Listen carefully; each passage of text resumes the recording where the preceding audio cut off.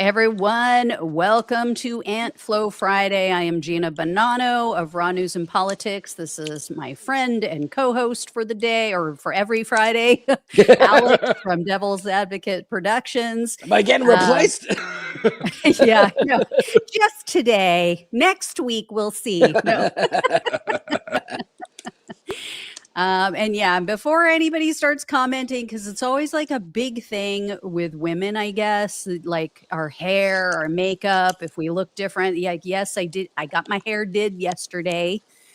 So it's a little darker. It's always darker the day after. That's not a metaphor for anything. It's just they put a toner on it because I get brassy.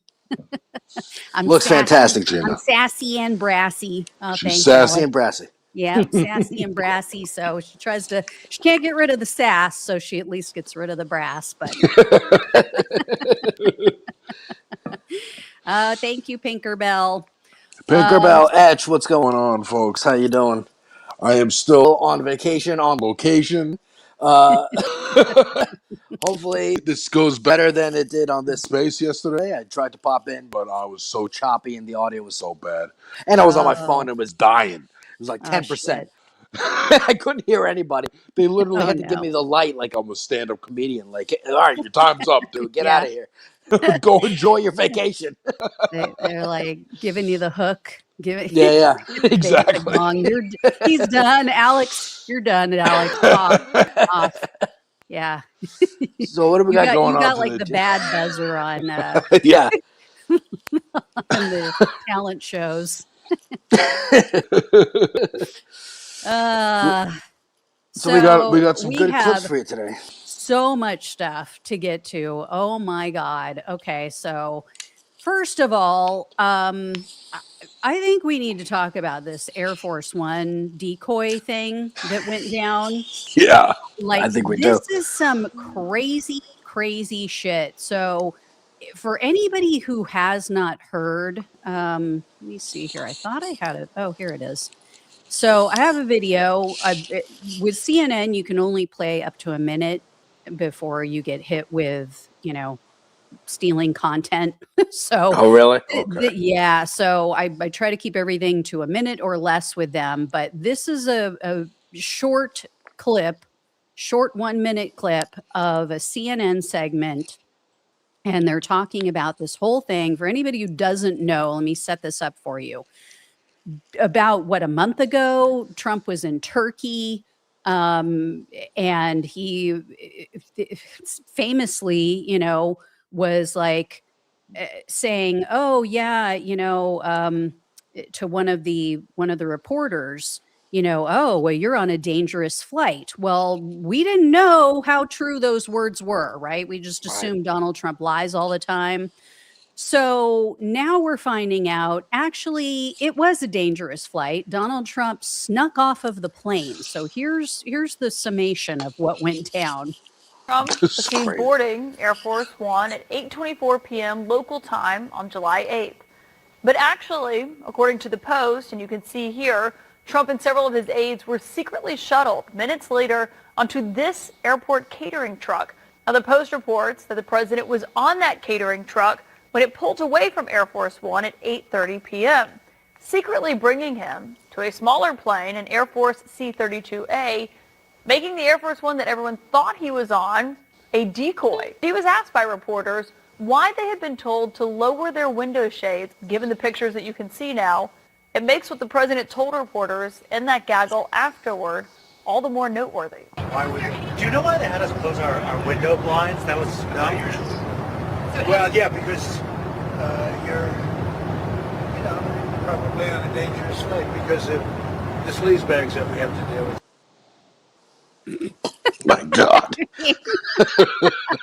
Maybe he's referring to himself. Yeah. The sleaze bags we have to deal with.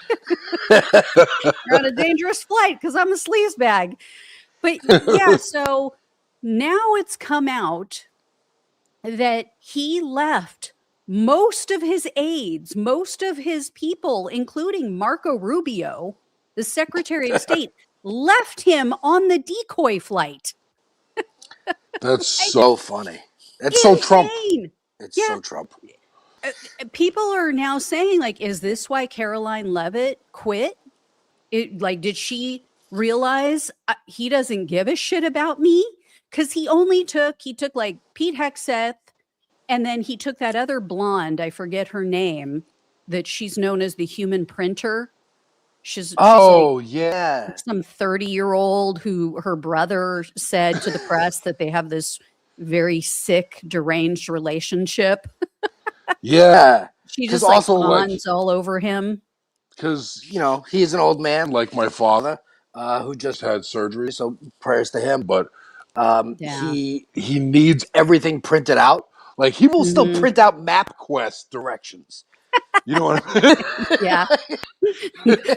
I think he's more ancient than that. I think it would be Thomas Guide. Yeah. Correct. I think it would be Thomas Guide pages where you have to look up the page and the square number.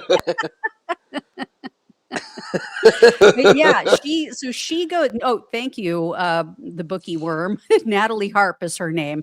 So she goes everywhere with him, and apparently he took her on the flight with him and left Caroline Levitt, Kim Jong Levitt, left Marco Rubio, left all of his other people to just be blown out of the sky.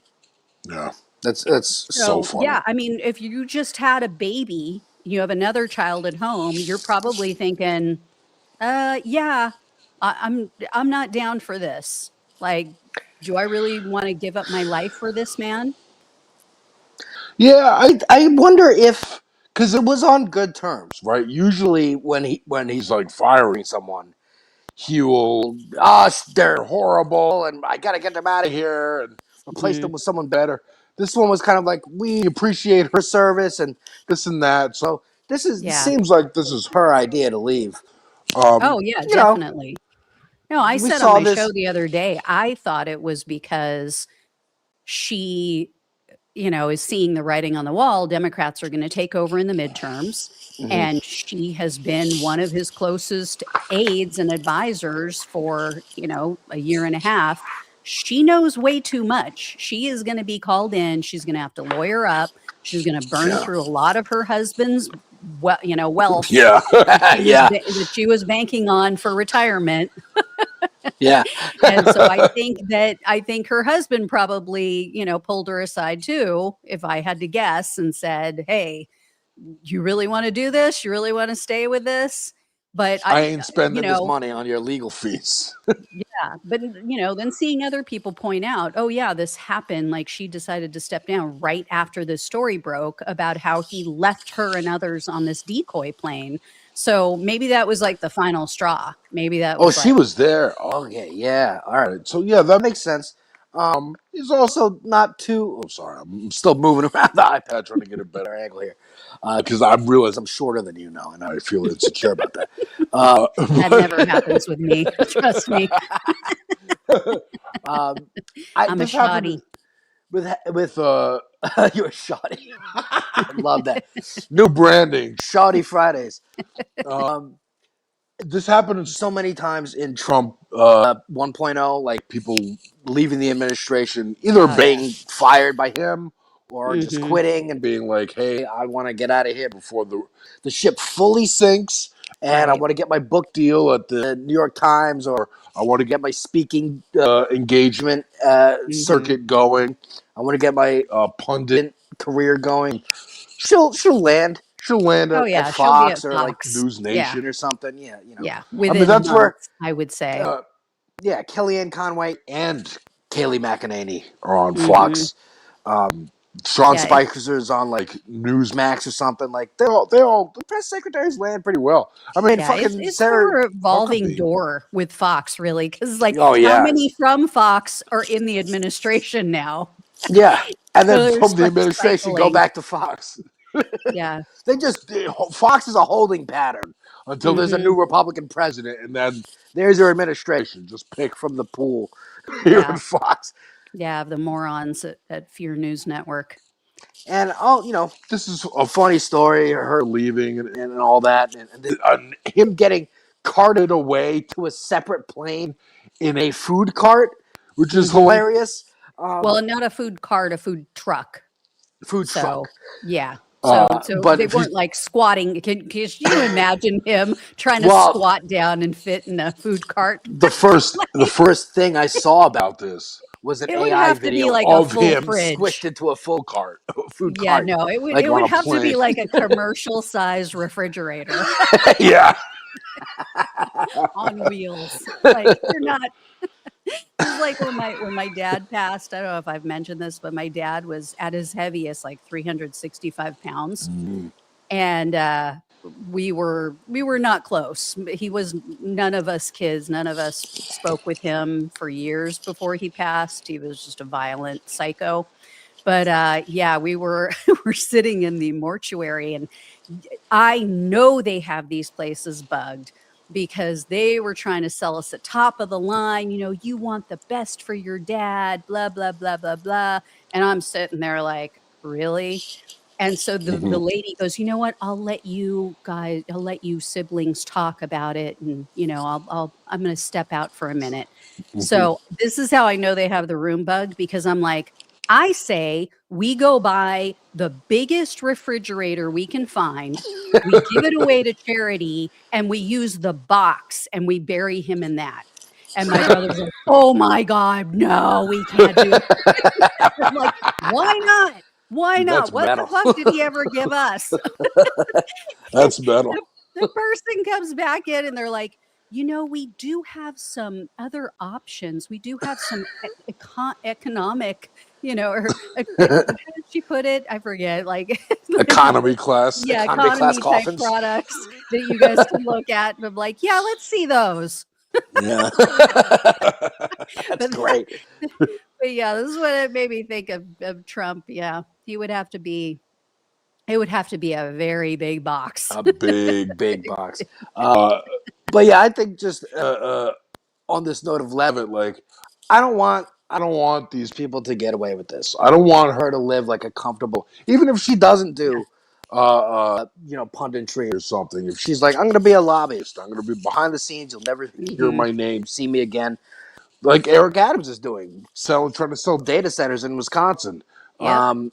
Andrew Cuomo trying to beef up crypto and be in that industry. Yeah. I don't want these people to disappear like Donald Rumsfeld disappeared and did get accountability.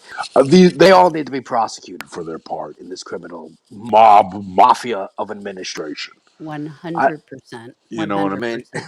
And she was in the room. She knows a lot. She knows the real shit. And so, yeah, they need to haul her ass in regardless of whether she steps down. And then the funny thing, well, not funny, haha, but the ironic thing is now we're finding out this whole threat from Iran against Donald Trump is probably not even real. Did you hear about this? That now they're saying, oh, well, actually, this so-called threat was reported to Trump and the U.S. by the Israelis. Yeah, I mean, they don't have an ulterior motive to tell Trump that he's likely to be assassinated by them. Try to get him pissed off and play on his emotions. And, you're so important, Donald. They're trying to get you. We really got to keep sticking out with this war. I quote Emma Vigeland from the Majority Report. Like, this would be like Israel planning to kill Lindsey Graham. They are helping. Iran wants Trump in there because they're getting everything they ever wanted. They're getting anything they ever wanted from an American president. So they want him to stay there. Please. Yeah, they have the upper hand. They know he's in a bad political place because more than half of the country already hated him. And now he's completely turned this into a shit show, just blown up the economy. Speaking of which, we should probably go to that next. Okay. Let me bring up some of these videos because these are fun. So, as everybody knows, economy's in the toilet. Gas prices, they've been able to kind of maintain with our strategic reserves and because we're pumping more and, China did us a solid for some reason and decided that they weren't going to import as much. So, for whatever reason, it hasn't gotten as bad as we thought it was going to get, but the economy is still shit. We've had horrible jobs numbers. They've had to walk back some of them recently. Last month, what it was like under 50,000 or something. Yeah. And then a large There was portion an of adjusted them. from earlier in the year where they had a bigger number. Like, actually, that big number Yeah. from earlier is actually lower than we Yeah. reported initially. And they were anticipating even, pathetic numbers like 75,000. It was even worse than that. And then we're finding that a lot of people just aren't even looking for jobs anymore. So they're not even counted in the unemployment numbers. So it's all smoke and mirrors, and it's making it look better than it is, but it still looks like shit. Yeah. So what is the Trump administration doing? How are they trying to fix this and help the American people? They're not. They're just trying to spin it, just like the Biden administration did. They're trying to blame Biden still. So I'm going to play. Here is one clip. This is Scott Bessent, one of Donald Trump's officials, explaining that actually people really like paying more for things. They're just not saying it. Why aren't we seeing this sentiment? Why are people feeling better? Well, when I was in the investment business, there are consumer surveys, but I used to look at what are the people really doing. So at Treasury, we have loads of CEOs come through, whether they're in retail, credit card, the banks, and the consumer, while they may be sounding grim, is actually quite buoyant. So we are seeing spending has been very solid across most categories. So they might not feel good, but... Well, look, in their heart of hearts, they feel good. I'm not sure what they're telling the survey people. In the heart of hearts. In their heart of hearts, Alex. I'm not sure what they're telling the survey people. Inflation. But, oh my God. Oh my God. What cope from this guy, man. Oh my God. Do you remember the first administration? I think the guy who had his job, Steve Mnuchin, remember that? He was holding up the sheet of like $100 bills. Just he went super to the Treasury. villains. Yeah. Yeah. These are super villains, man. They are just such ghouls. So yeah, people actually, they won't tell pollsters, but they really secretly do love paying more for things, and they're totally happy. And then to double down, he goes on news. I can't remember if it's new. I think it's News Nation or Newsmax. It'll show. And it's all Biden's fault, according to Bessent. So first he says, no, actually people like paying more, but even if they do, it's Biden's fault. So I guess maybe those people who like paying more should thank Biden, according to Bessent. So take a look at this.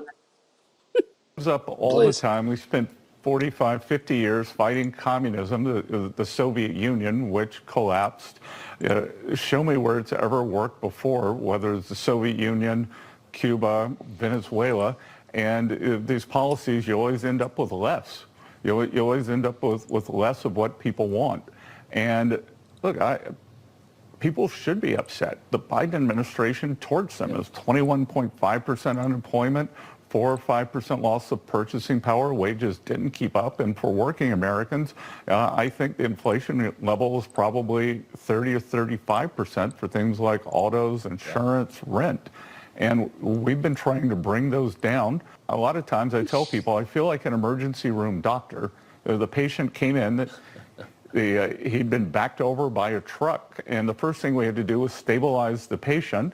And now we've applied the right medicine, and things are getting better slowly. They applied the right medicine, Alex. A war.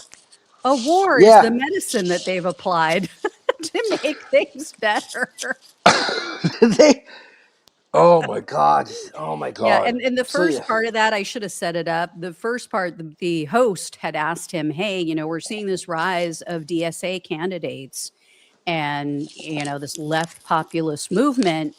Do you think that's because we're seeing prices rise, because we're, having this economic turmoil right now? And that was Bessent's launching point for, oh, well, communism. Right. Communism has never gotten us what we want. It's always made things worse. You can't get things anymore. Again, conflating socialism, democratic socialism, and communism, which are three completely different things, as we've discussed ad nauseum here. But then also, ignoring the fact and the irony that, oh yeah, you just can't get things. It makes things more expensive. Oh, as opposed to now, Right. as opposed to what we're living through with capitalism. Right. It's just it's crazy that they think like I've seen more clips than especially this week on CNN, um, Fox News, some News Nation, Newsmax, where there's kind of like, whereas before they would just casually throw out communist, socialist, whatever as like a derisive word and leave it at that. Mm-hmm. Now they're kind of going, why are people doing this? And let's examine why. Even on the conservative networks, they're going, well, maybe things are just expensive and they're desperate and they're going for this thing. Both parties aren't serving them and they're going to this thing, and they're even still framing it as like, they're going for this thing that won't actually help them in the end. Right. Socialism or They democratic still frame it socialism, whatever. negatively. Right, but they're still like, they're trying to empathize, which is the new thing that I'm like, oh, I'm shocked that you're even trying to empathize. That shows me they're fucking scared. They're fucking terrified of what can happen in the midterms and what's happening already now in these primaries. Yeah. Yeah. And this is like breaking news for my audience, but next week, and for you too, Alex, next week, I'm actually going to have a right-wing pollster on the show. Oh, cool. So Mark Mitchell, I've talked about him before. He's on Bannon's show a lot. He was recently on with Owen Schroyer, who used to be, with Alex Jones. Yeah. Alex Jones. Yeah. So he's going to come on. He saw a segment I did about him and his new polling outfit because he was working for Rasmussen at polling, and they shut him up. They literally silenced him because he was telling the truth about the polls. Interesting. So he's going to come on. We're going to talk about that and some, little bit of disagreements that we have. I'm sure on the job as a pollster, and I definitely want to talk to him about immigration. But yeah, he's coming on. He's coming on Friday. No, we're going to record Tuesday. It'll probably be up on Wednesday next week. Okay.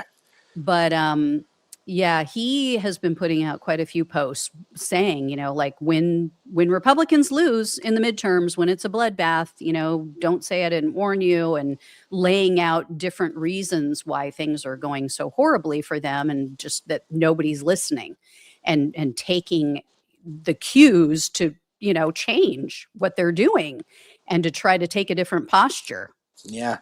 So maybe that's why, again, there's probably some consultants like him or other, because I look, I have no idea. I'm very interested to watch this interview, but I could assume like you get fired because you're telling the truth, and okay, fine, but like you're gonna lose, and maybe there are some other Republicans.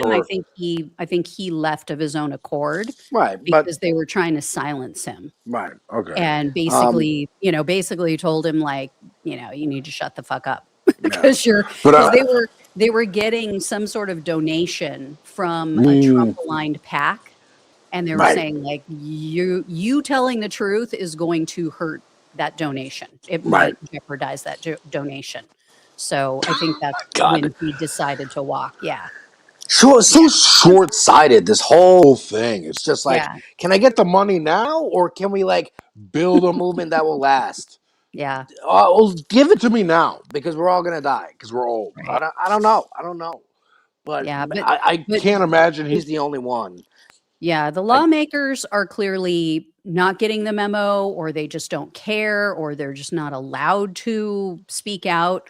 But here is, to that point, one, I think this is a lawmaker. I don't know who this was, and it doesn't say in the clip, but here's another person on Fox News blaming Biden for Trump's economy. No doubt the polls right now are challenging for the reality that that we all face. I mean, there are prices that we're still dealing with in the Biden administration. And the contrast is, what do the Democrats want to do? They want to go back to the Biden economy. Yeah, we're still dealing with prices from Biden. Here's why this is not going to fly. Okay. 100% Donald Trump took responsibility, took ownership of the economy when he started this war. And I've talked about this on my show before. I saw a very, very stark demarcation line, like night and day, in all of the focus groups that I watch and listen to. Before the war, people were still saying, these are all swing voter focus groups that I listen to. These are all people who went for Biden in 2020 and then flipped to Trump in 2024. So these are not Democrats. Most of them are independents. There's a few Republicans. Most of the groups, like, people won't even say they're Democrats. They're like, yeah, I'm independent. You know, maybe one or two out of the many will be Democrats, and that's it. But every single person almost says, like, before the war, it's still Biden's economy. We're still dealing with the fallout from Biden. We have to give Trump time. It takes a while to turn things around, blah, blah, blah. After he started the war, 180 degrees different. Almost to a person, they're now saying he screwed up. I'm pissed at him. He said no new wars. It's now raising prices. I can't afford gasoline. Like, it was such a stark difference. So he took an easy conversation, an easy lie of, oh, it's all Biden's fault still. If things still suck, it's all his fault. And completely flipped it on himself, completely shot himself in the foot by starting this war. Yeah, it's voters. It's, voters are the biggest block in the country is people who don't vote. Of the people who do vote, how much they pay attention to the news, even smaller group of, especially people who are like following day to day. They just feel when they pick their heads up and start looking for news, it's because something's gone horribly wrong. Yeah. Right? Like the whole argument of, like, vote for Biden so we can go back to brunch or whatever it was in 2020.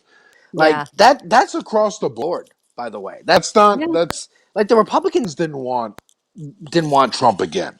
They wanted like DeSantis or Nikki Haley. Remember? Yeah. They wanted a Bush era kind of standard boilerplate Republican to just get in there, quiet everything down. Right. Quiet it down. And because they don't want to pay attention to the news. Nobody, they want to go live their life and go to brunch. Lawmakers don't want anyone shining a spotlight on what they're doing. Exactly. And seeing, like, how they're screwing us all over. And Trump being in there tweeting every fucking day. Yeah. Go away. Yeah. They won't know we're in here. I mean, even in Trump's first term, people like learning the Secretary of the Treasury's name and like following all this so closely. Yeah, exactly. It's a spotlight, and the roaches are panicking. So they wanted to go back to brunch, and they want to go back to brunch now. Like, that's why I think Tucker and Margaret Taylor Greene are starting this third party, this Republican version of Third Way. Yeah. Where they're trying to, like, set up J.D. Vance. Who knows how the hell J.D. is going to try and separate himself from the Trump administration. Trump tried to hang his first vice president. What do you think he's going to do when you're actively running against him? It's going to be hilarious. But yeah, no, it's not going to work. Even this guy I'm having on next week, Mark Mitchell, when he was on with Owen, he was saying, like, they were talking about, what do you think chances are of Vance, successfully running in 2028? And Mitchell was like, no, like he Yeah. should just sit it out because it's going to be carnage, essentially. Like, that's my word, not what he said, but I'm paraphrasing. But he, basically said, look, he should just sit it out till 2032, because Honestly, yeah. any Republican running in 2028 is going to be saddled with Donald Trump and everything that he's doing right now, and it's not going to be good. So he And should that's interesting. basically, he said he should let Marco Rubio do it, let him Yeah. get slaughtered, and Yeah. then he should run in 2032. Oh, poor little Marco. Poor little Yeah. Marco. Yeah. First Oh. he gets stuck on the decoy plane, then he gets thrown to the wolves in 2028. Like, he can't catch a break. I was watching some YouTube videos of like Owen Schreier maybe changing his tune and like leaving Trump in this, and I was like, oh my god, literally a Kyle Kalinske video of it, and now I'm like, oh, maybe this is why. Maybe this guy that you're gonna talk to is like woken him up of like, dude, we gotta get rid of this guy. To be fair to Owen, he started to turn against Trump before he even left Alex Jones. Oh, really? Okay. Yeah, because he started to get upset about the way things were going, and the Epstein files and all kinds of stuff, and so he started to kind of change his tune back then. And it's my understanding, and I'm actually going to try to get Owen on the show as well. So I don't want to speak for him, but the feeling, the sense I got is that Alex Jones was trying to shut him up. So, that he didn't want anything negative about Trump on the channel. That makes sense. And I mean, that's what now we left.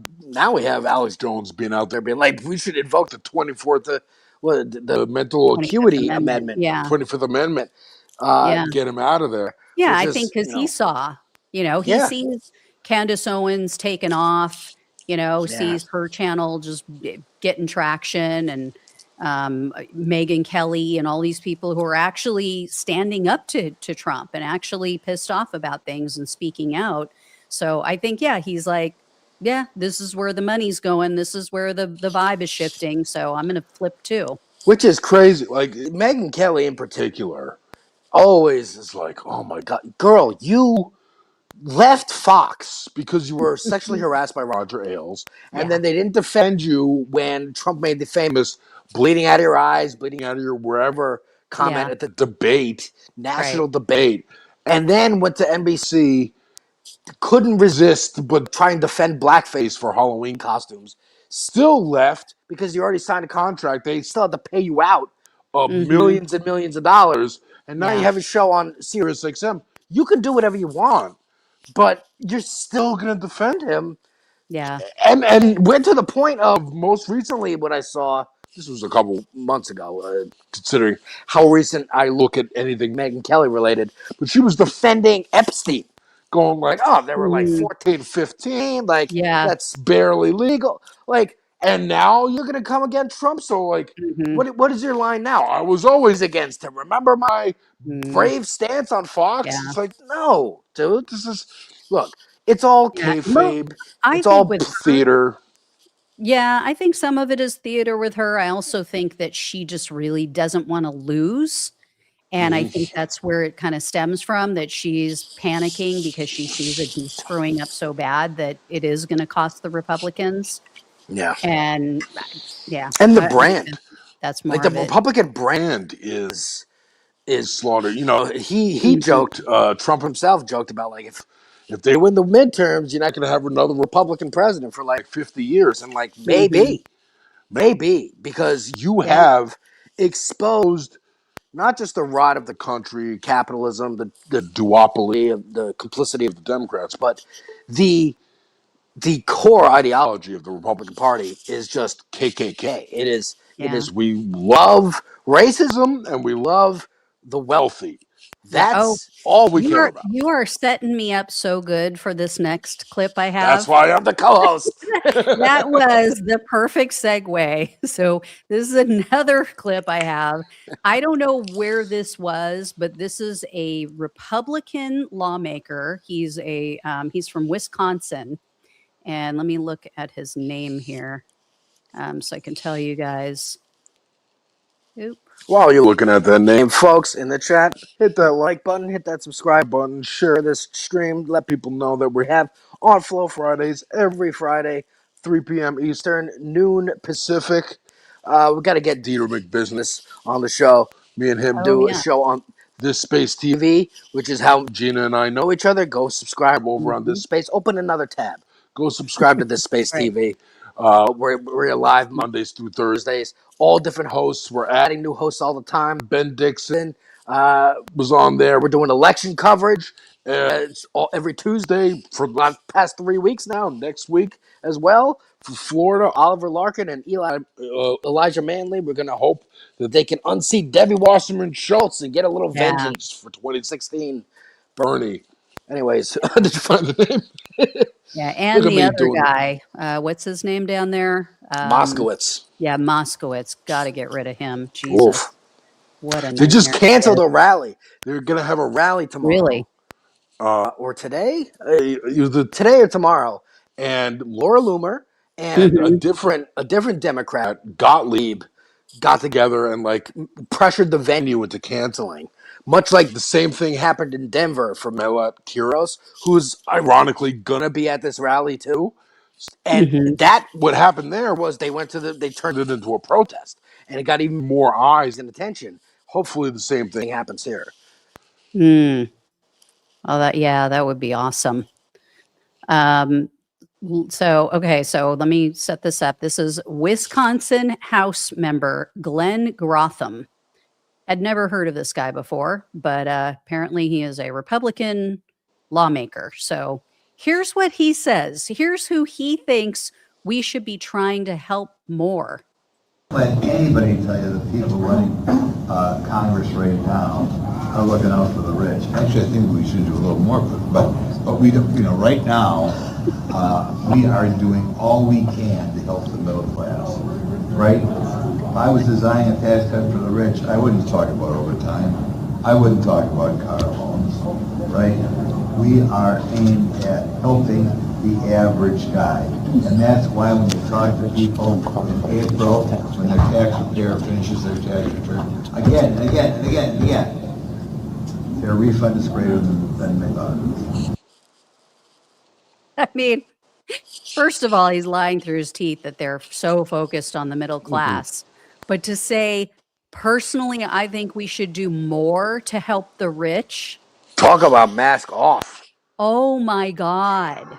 Oh my God. Like they're going, Democrats, what would you like to eat for the midterms? Here, let me give it to you on a silver platter. It'll be warm. It'll be delicious. I'll have our GOP chefs are cooking it up specially for you. I was gonna say, if the Democrats actually wanted to win, that clip would be in every single attack ad. Oh my God! For the midterms, instead. But I love your analogy. What would you like to eat, Democrats? And here's the establishment going, I don't want any of that. I actually want to go eat this Hasan Piker guy in the DSA. Yeah. That's what I want to eat. Glass. It's sickening. It is sickening that they are not using these clips over and over and over again 24/7 as the Republicans would in the reverse. Instead, it's Hasan Piker Gate. It's get the pitchforks and torches for Hasan. Just freaking pathetic. It's like fuck, I lost it. They desperately they don't care. I mean, this is really, it's been a cynical retort I've seen online for years. The Democrats don't actually want to beat the Republicans. They want to just beat the left. And I think it's playing out now. We're seeing it. And Normies are seeing it. Normies are seeing them talk about Hasan every other day. Like, where's the coverage of Max Miller?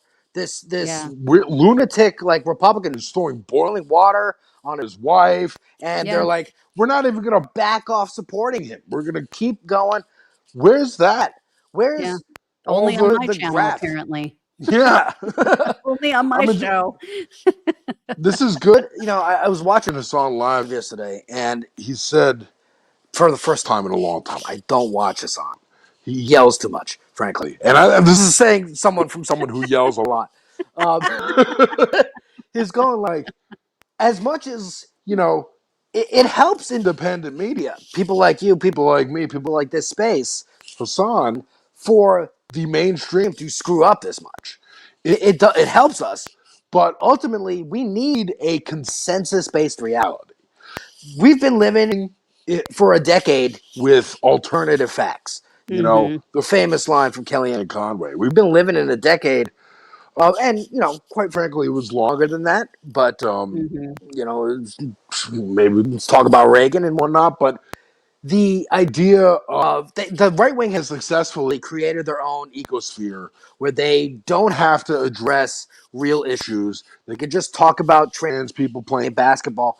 What I was going to say earlier that popped out of my head was, you want to talk about reactionaries, Democrats and the reactionaries, they wait for the Republicans to set a narrative, whether it's Mr. Potato Head or the green M&M not being sexy enough for Tucker's liking, or, you know, Sophie Cunningham is the most oppressed person in America.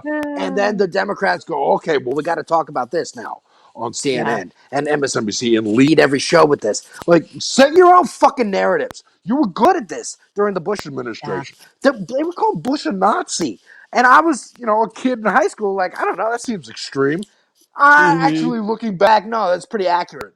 And the mainstream was on this. This Iraq war is no good. Now, it took them a while to get there because, of course, initially they were all in. Yes, rah, rah, America, vengeance for 9/11 and all this. The aluminum tubes and whatever, like, uranium thing that Colin Powell was bringing to the UN. But eventually they switched. And it's particularly around 2004 when the election was coming up and we got their support for John Kerry. Then it was, okay, we're all out of Iraq and Afghanistan, like, propaganda. We don't want to do this anymore. And they were setting narratives, and the Republicans were on the back foot. They had to respond to allegations of Abu Ghraib and what's going on with Iraq. And actually, Iraq had nothing to, Saddam Hussein had nothing to do with 9/11 or has nuclear weapons. What are you talking about? They were terrified. And then we got Barack Obama, which, you know, got criticisms for Obama, but at least there was a narrative then of, after Bush, there's not going to be a Republican president for another 100 years because of how bad this was. And then, you know, something Sam Cedar says all the time is people have a very short memory. And so, I mean, look, even with Biden, like, Biden was horrible. But people went back to vote for Trump, which is already only 4 years. Only 4 years, and he wouldn't even, like, go away. He didn't even, like, disappear into the ether and then come back. Like, no, he was, like, tweeting. Because remember, they took him off of Twitter. Which I you know, I've heard, I think Crystal Ball has made this point before, that was probably detrimental to the Democratic Party because people they weren't seeing his craziness anymore. They weren't seeing the psycho tweets at all hours of the days, you know, day and night. And so people kind of forgot how unsettling, how insane things were a really good under point. Donald Trump's leadership, you know. And then you had, as I've talked about before, you had all the young people who voted for him who were too young to remember, you know, they didn't experience his first administration the way adults did. So that's actually a really good point. I never, like, shout out Crystal Ball.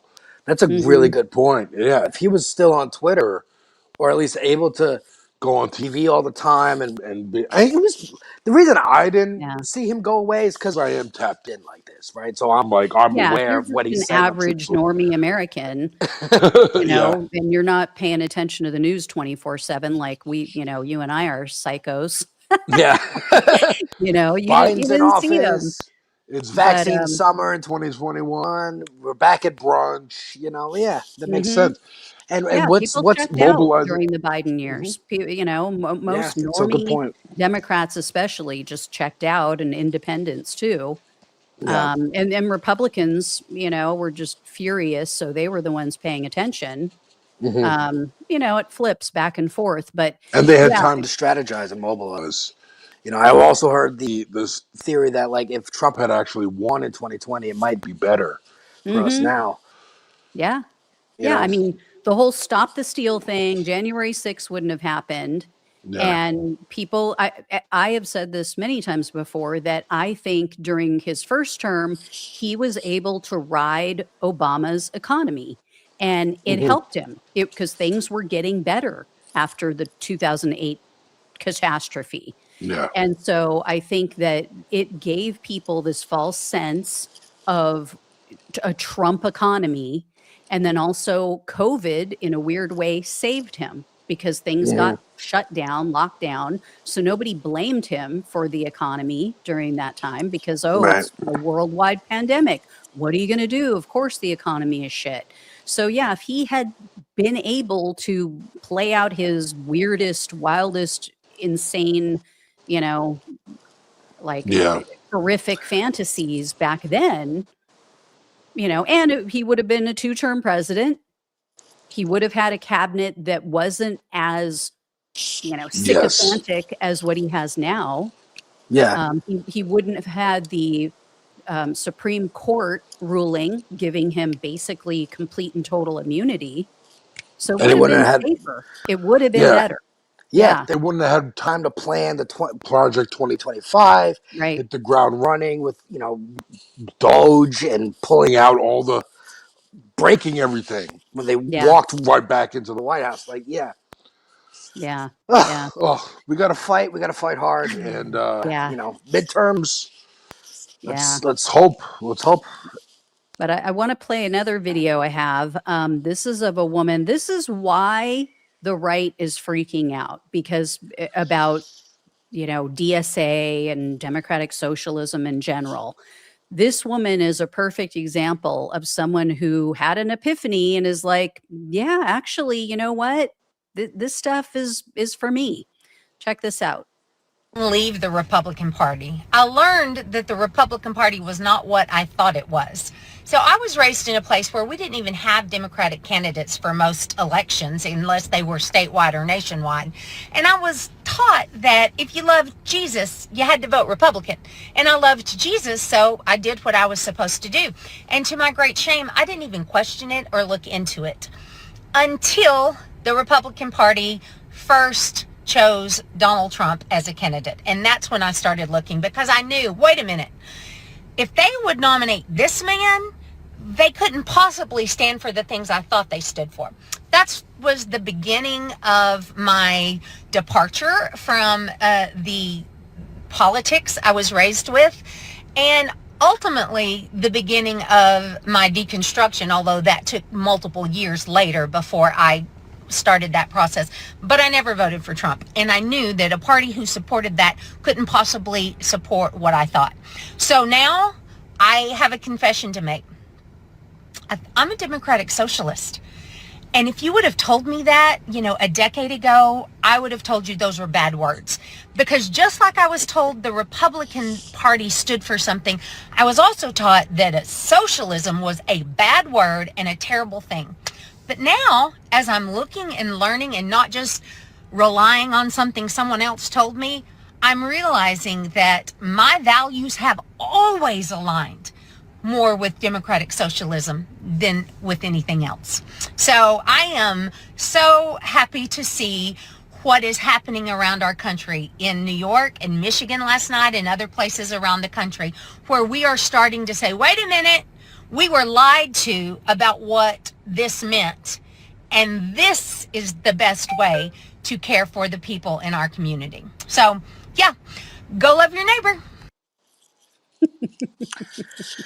Wow.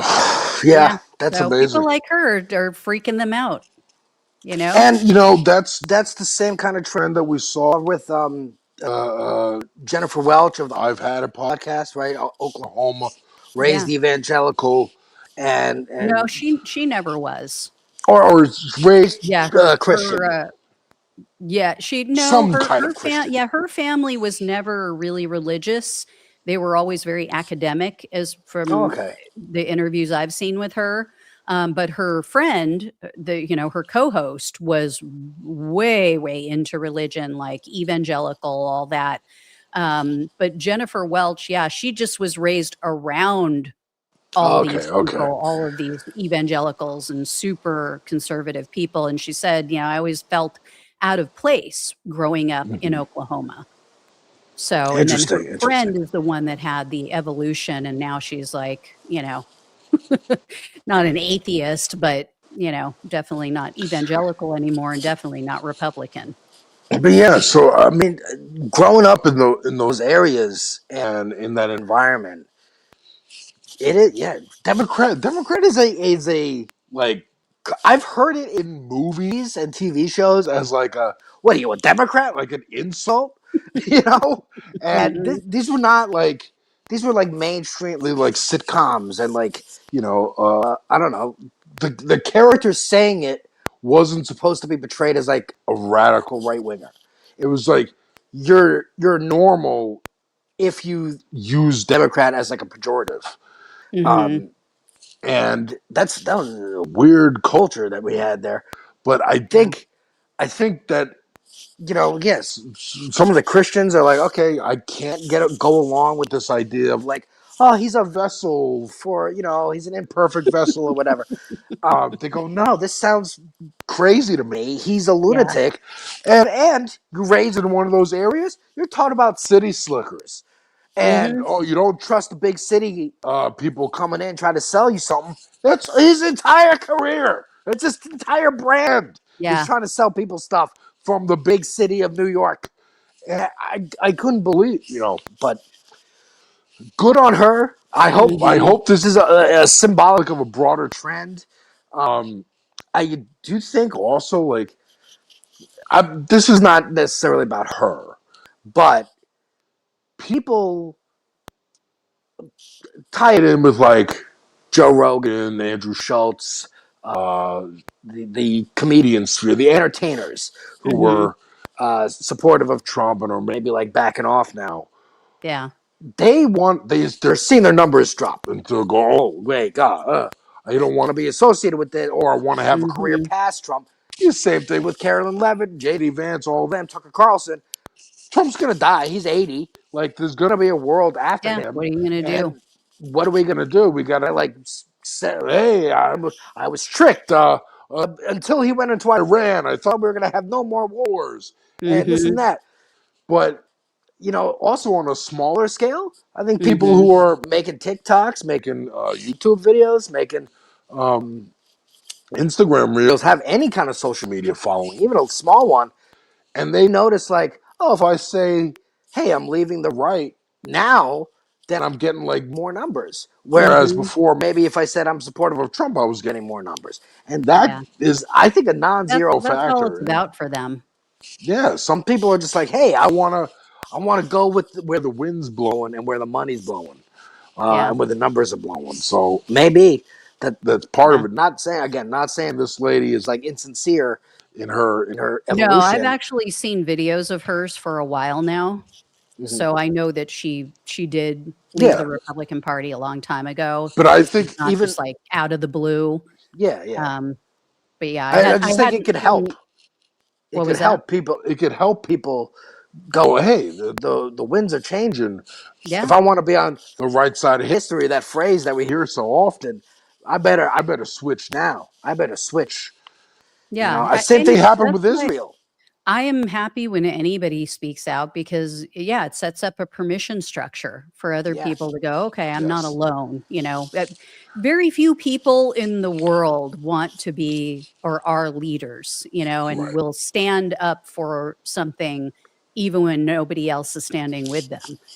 it's the masses are typically followers and just want to be part of the group and part of the in crowd. And, that's how Trump won this second time. It was just, it was the vibe. It was, everybody I know is voting for him, especially with all the young guys. And if Andrew Schulz is saying it, if Tim Dillon and Rogan, all of these guys that I like and listen to, he must be okay. And they're voting for him. So I want to be part of that crowd. It's like, it's sad, but that's just the truth of the matter. Like I said, there's very few people in the world who are like, no, I'm going to do the right thing, even if nobody else agrees with me, because I believe that. And even the folks that we're talking about, like Tucker Carlson, Megyn Kelly, Owen Short, Alex Jones, even, or if I'm not gonna be like, oh, great, let me go on your podcast and then like give credence to whatever. But if all their rhetoric does is make their audience go like, okay, let me not support Trump then. Let me take the sign down from my lawn. Let me think about who I might want to vote for. And, Tucker's, of course, going to shepherd them towards whoever the hell he wants, which is probably going to be J.D. Vance or whatever Peter Thiel tells him, because Peter Thiel set him up after he got fired from Fox. So, like, probably, but maybe enough of those people will go like, I actually don't want to trust any of you anymore. I'm sick of it. I'm gonna maybe, hey, the girls won't hit me up on Tinder if I have moderate in my bio. I'm gonna put socialist or put leftist and maybe actually start learning about it. I don't know. Hope or Hasan gets popular and does become the Joe Rogan of the left and shepherds people over this way. Like, I don't care. Whatever. Let 1,000 flowers bloom. But it's over for them. It's over. And they're just trying to salvage this sinking ship of a party. They see it. I mean, Rogan, I don't know if you saw the clip, but he was just talking. I just saw it yesterday. I don't know when he recorded this and published it, but he was, doing an interview with someone, and he was talking and telling the audience about how, Donald Trump's sons have all these deals that they're getting because of Trump and the connections and, making money off of the presidency and how gross it is. So, however it gets to the masses, however that news gets to them, I'm grateful for it. I'm just happy that they're finally telling their audience the truth about this grift and the corruption. What's funny is, on the left, like, I'm seeing like the inverse almost, and this just popped into my head because I saw it this morning. Typically in the morning, I'll listen to the Morning Joe podcast because I just, people go, why do you? Well, I just listen to and read everything. Left, right, and center. I'm looking at it. I'm reading it. I'm, availing myself of all of the information because I want to make my own decisions and choices and, have my own opinions. I don't want people telling me what I'm supposed to be thinking and believing. So anyway, I'm looking at their feed, and they had this, they had one video up or one podcast up, and it said something about, who's the guy who just won against Francesca Hong? David Crowley. Yeah. So it said something to the effect of Crowley, helps to raise the profile of the Democratic establishment or something like that. Like making it out like the term Democratic establishment is a good thing. Yeah. Like they should be, oh yeah, you really want to push that you're part of the Democratic establishment. It's like, they seriously don't understand that term for voters equals corruption. Yeah. It's they, I feel like that scene from Princess Bride, you keep using this word. I do not think it means. Like, that's not a good thing. Democratic establishment is not, we don't see it the way they do. Ironically, oh, these are the people in charge and they have the experience and we should, we should hold them on a pedestal because they're the elites that we should be looking to for everything. No, they're the corrupt ones. They're the corporate. That is synonymous with corporate Democrats. That's what you need to get. If they were a real Crowley fan, they would have seen the clip where he said being called establishment is like a slur. Yeah. He said that. The candidate Yeah. said that, which is crazy for a black man to say that. Jesus Christ. Yeah. He's doing the Eric Adams thing, which is why I already can't stand him. Eric Adams, and I said this to my audience, and even when my show was Plants and Politics, back when I used to do news and politics and vegan stuff. But everybody in the vegan movement was like, oh, I like Eric Adams because he eats a plant-based diet and promotes it and blah, blah, blah. And I'm like, you guys, he is a Trojan horse. The guy is a Republican underneath. You scrape, couple centimeters under that so-called Democratic skin. He is a Republican. The guy is a scumbag. He's a liar. And I took so much shit on in my comment section from people on the left for bagging on Eric Adams. But the fact is, Eric Adams is a liar. He is a cheat. He is a thief. He is a scumbag, and he exposed himself. But one thing that always pissed me off was anything that you had to say about him. Any critique that you had about Eric Adams, he would immediately go, oh, well, that's just because you're racist. Yeah. You only think that about me because you're racist. And it's like, come on. Like, when someone does that, I automatically know this is not a serious person. This is a liar. Yeah. Right? It's just like if you say anything about Israel, oh, it was because you're anti-Semitic. Right. Or maybe it's because I have an actual point. Maybe Remember Ruth Bader Ginsburg, and people were like saying, hey, you should probably fucking retire before Obama's term is over so that Trump won't be able to appoint someone. And people called them sexist. Yeah. Oh, you're being sexist. Ageist. You're sexist. You're ageist. You're misogynistic. Yeah. Yeah. Bullshit. And then what happened? She fucking died, and we got fucking Amy Coney Barrett. Yeah. God damn it. I just saw, and speaking of establishment, a clip from Jen Psaki's show, Dom's show. I'll never forget them being so excited about her dunking on reporters in the White House. How do you feel about Carolyn Levitt doing it? Yeah. Not great, huh? Maybe you should have some fucking decorum.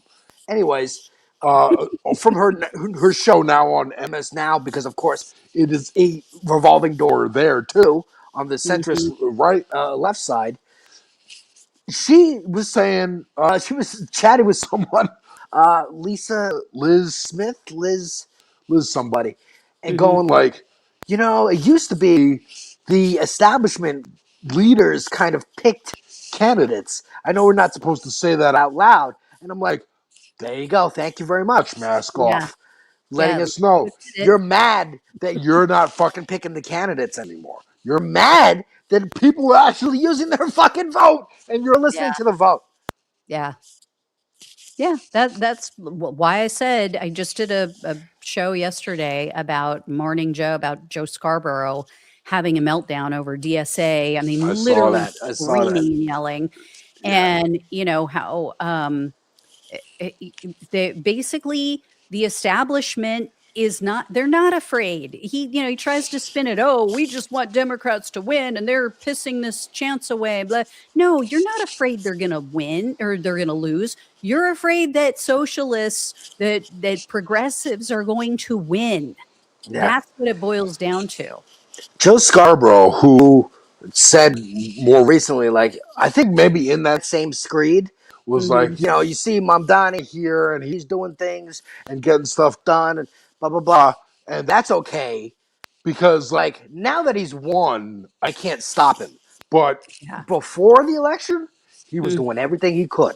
He was doing everything he could to stop Mamdani from fucking winning. He wouldn't have him on the show. He barely talk about him other than how great Cuomo is or whatever the fuck. Yeah.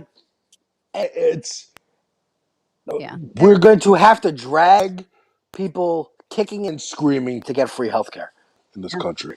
Yeah. And okay, fine, but you better fucking listen next time. Yeah.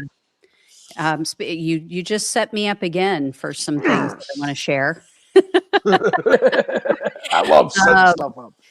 Okay, so before we get to that, though, it's the top of the hour. I want to welcome everyone to the stream. I am Gina Bonanno. I'm the host of Raw News and Politics. This is Ant Flow Friday that I do here with my friend Alex every Friday from noon Pacific and 3 p.m. Eastern Time. 2-hour live stream for you guys where we share the news, where we rant, we rave, we just scream and holler and let it flow. No cup, no pad, no white Just let it phone. flow. Free Yeah. bleed the news of the Yep, week like I all over said the last place. week, it's coming out of our eyes, out of our wherever, just all over your computer screen. Anyway, want to share some fun stuff. So the anonymous account posted this, which I thought was so fun.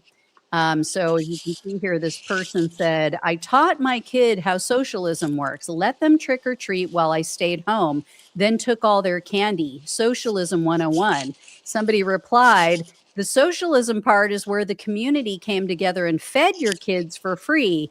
The capitalism part is where you made them do all the work and stole from them. Wow, that's actually perfect. Yeah. It's a great analogy. Absolutely perfect example. Shout out John Rashad right there. Yeah. For posting that. That's amazing. And then I also want to share this article. So actually, this was this More Perfect Union shared this, but I can't see if it's actually their article or not. It comes from Common Dreams. There we go. So Common Dreams, I don't know if they did this study or who did this study, but it says a new study shows that Medicare for All would save over 114,000 lives and over 1 trillion every year. The new research out of Yale, okay, so it was from Yale, shows that reductions in administrative overhead, lower pharmaceutical prices, less fraudulent billing, and fewer emergency care trips would lead to massive savings nationwide. More accessible care would also lead to numerous lives saved. So, I mean, this hitting on all the topics, hot button topics for the right. I mean, first of all, you're talking about saving lives. So where's all of our, pro-life, people out there? And then we're saving over $1 trillion a year. I'm hearing feedback on your side again. Oh, sorry. Hang on. From your thing. All right, is that better? Yeah, I think it's when you're moving. The microphone is scraping. All right, I'll freeze. It's either scraping against your shirt or your beard. I'm not sure. Okay. Keep it there. So yeah, all the people who we gotta save money, we gotta cut back. All the people who love Doge, there you go. We can save $1 trillion every year by doing Medicare for all, and then lower pharmaceutical prices. We've got less fraudulent billing, again, hitting on the Doge thing, waste, fraud, and abuse. So, I mean, what's not to like? It seems to me that every right winger, every MAGA person should be on board with this. This is what Bernie's been campaigning on since 2016. Talking about this will save money. This will save money in the long run. And it'll get everybody health care, more healthy people, more money in your pocket. That helps the economy because now people can feel free to splurge on things or even just afford things, necessities that we need.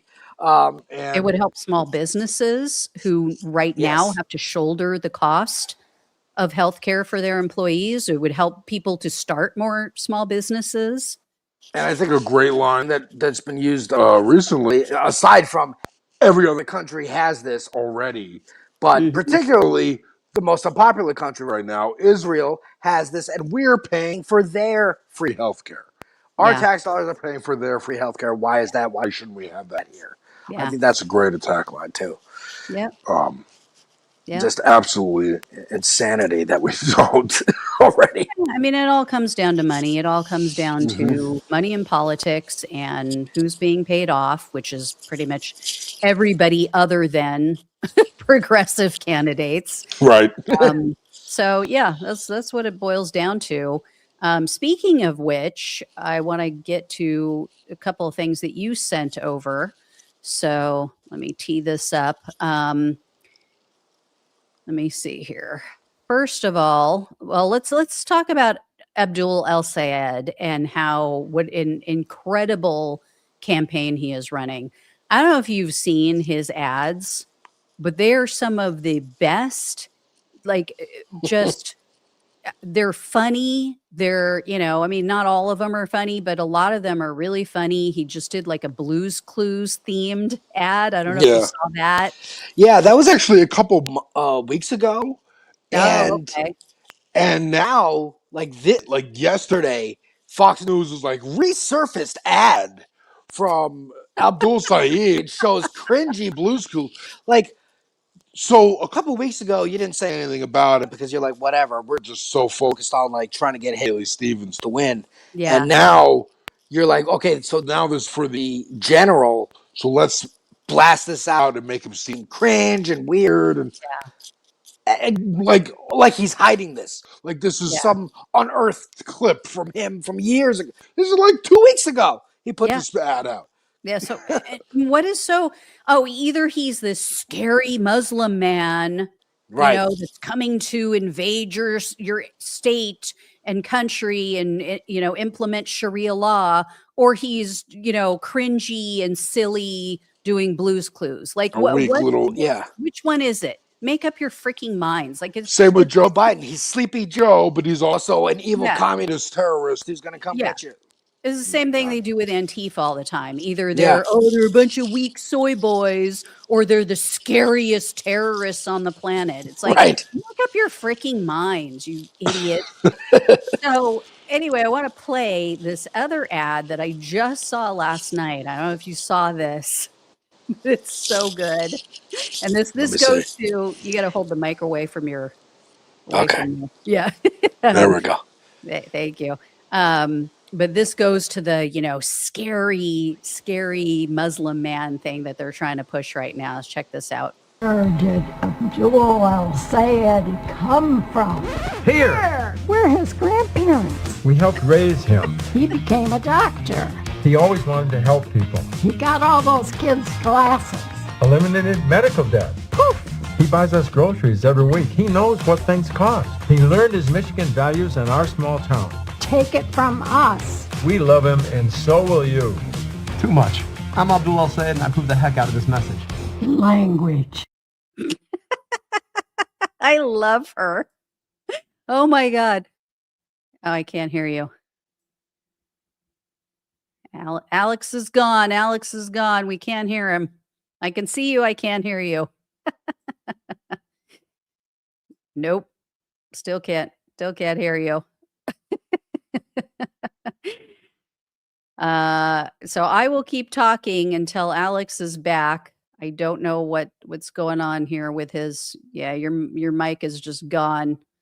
So Alex will be back, but those were Abdul El Sayed's grandparents, who I just love. I want them as my grandparents. I did not have grandparents like that. Let's just put it that way. But yeah, just totally takes away the argument. Like, the guy was born in Michigan. He was not born in the Middle East. He did not come over here, to take over our country. So nothing scary about him. Obviously, his grandparents are white even. Yeah. But yeah, I just look. I It wouldn't be a leftist show without a little bit of technical difficulties. But Yeah. I have seen that ad. Great ad. Yeah, one of his grandparents is like a little white passing. And again, is he the scary evil Muslim coming to enact Sharia law and kidnap all your daughters for his harem, or is he a weak, fragile soy boy because he's doing Blues Clues songs and singing Taylor Swift and all that. Have you seen the Taylor Swift one? I know we can't Yes. play it because of the song, but like, Yeah.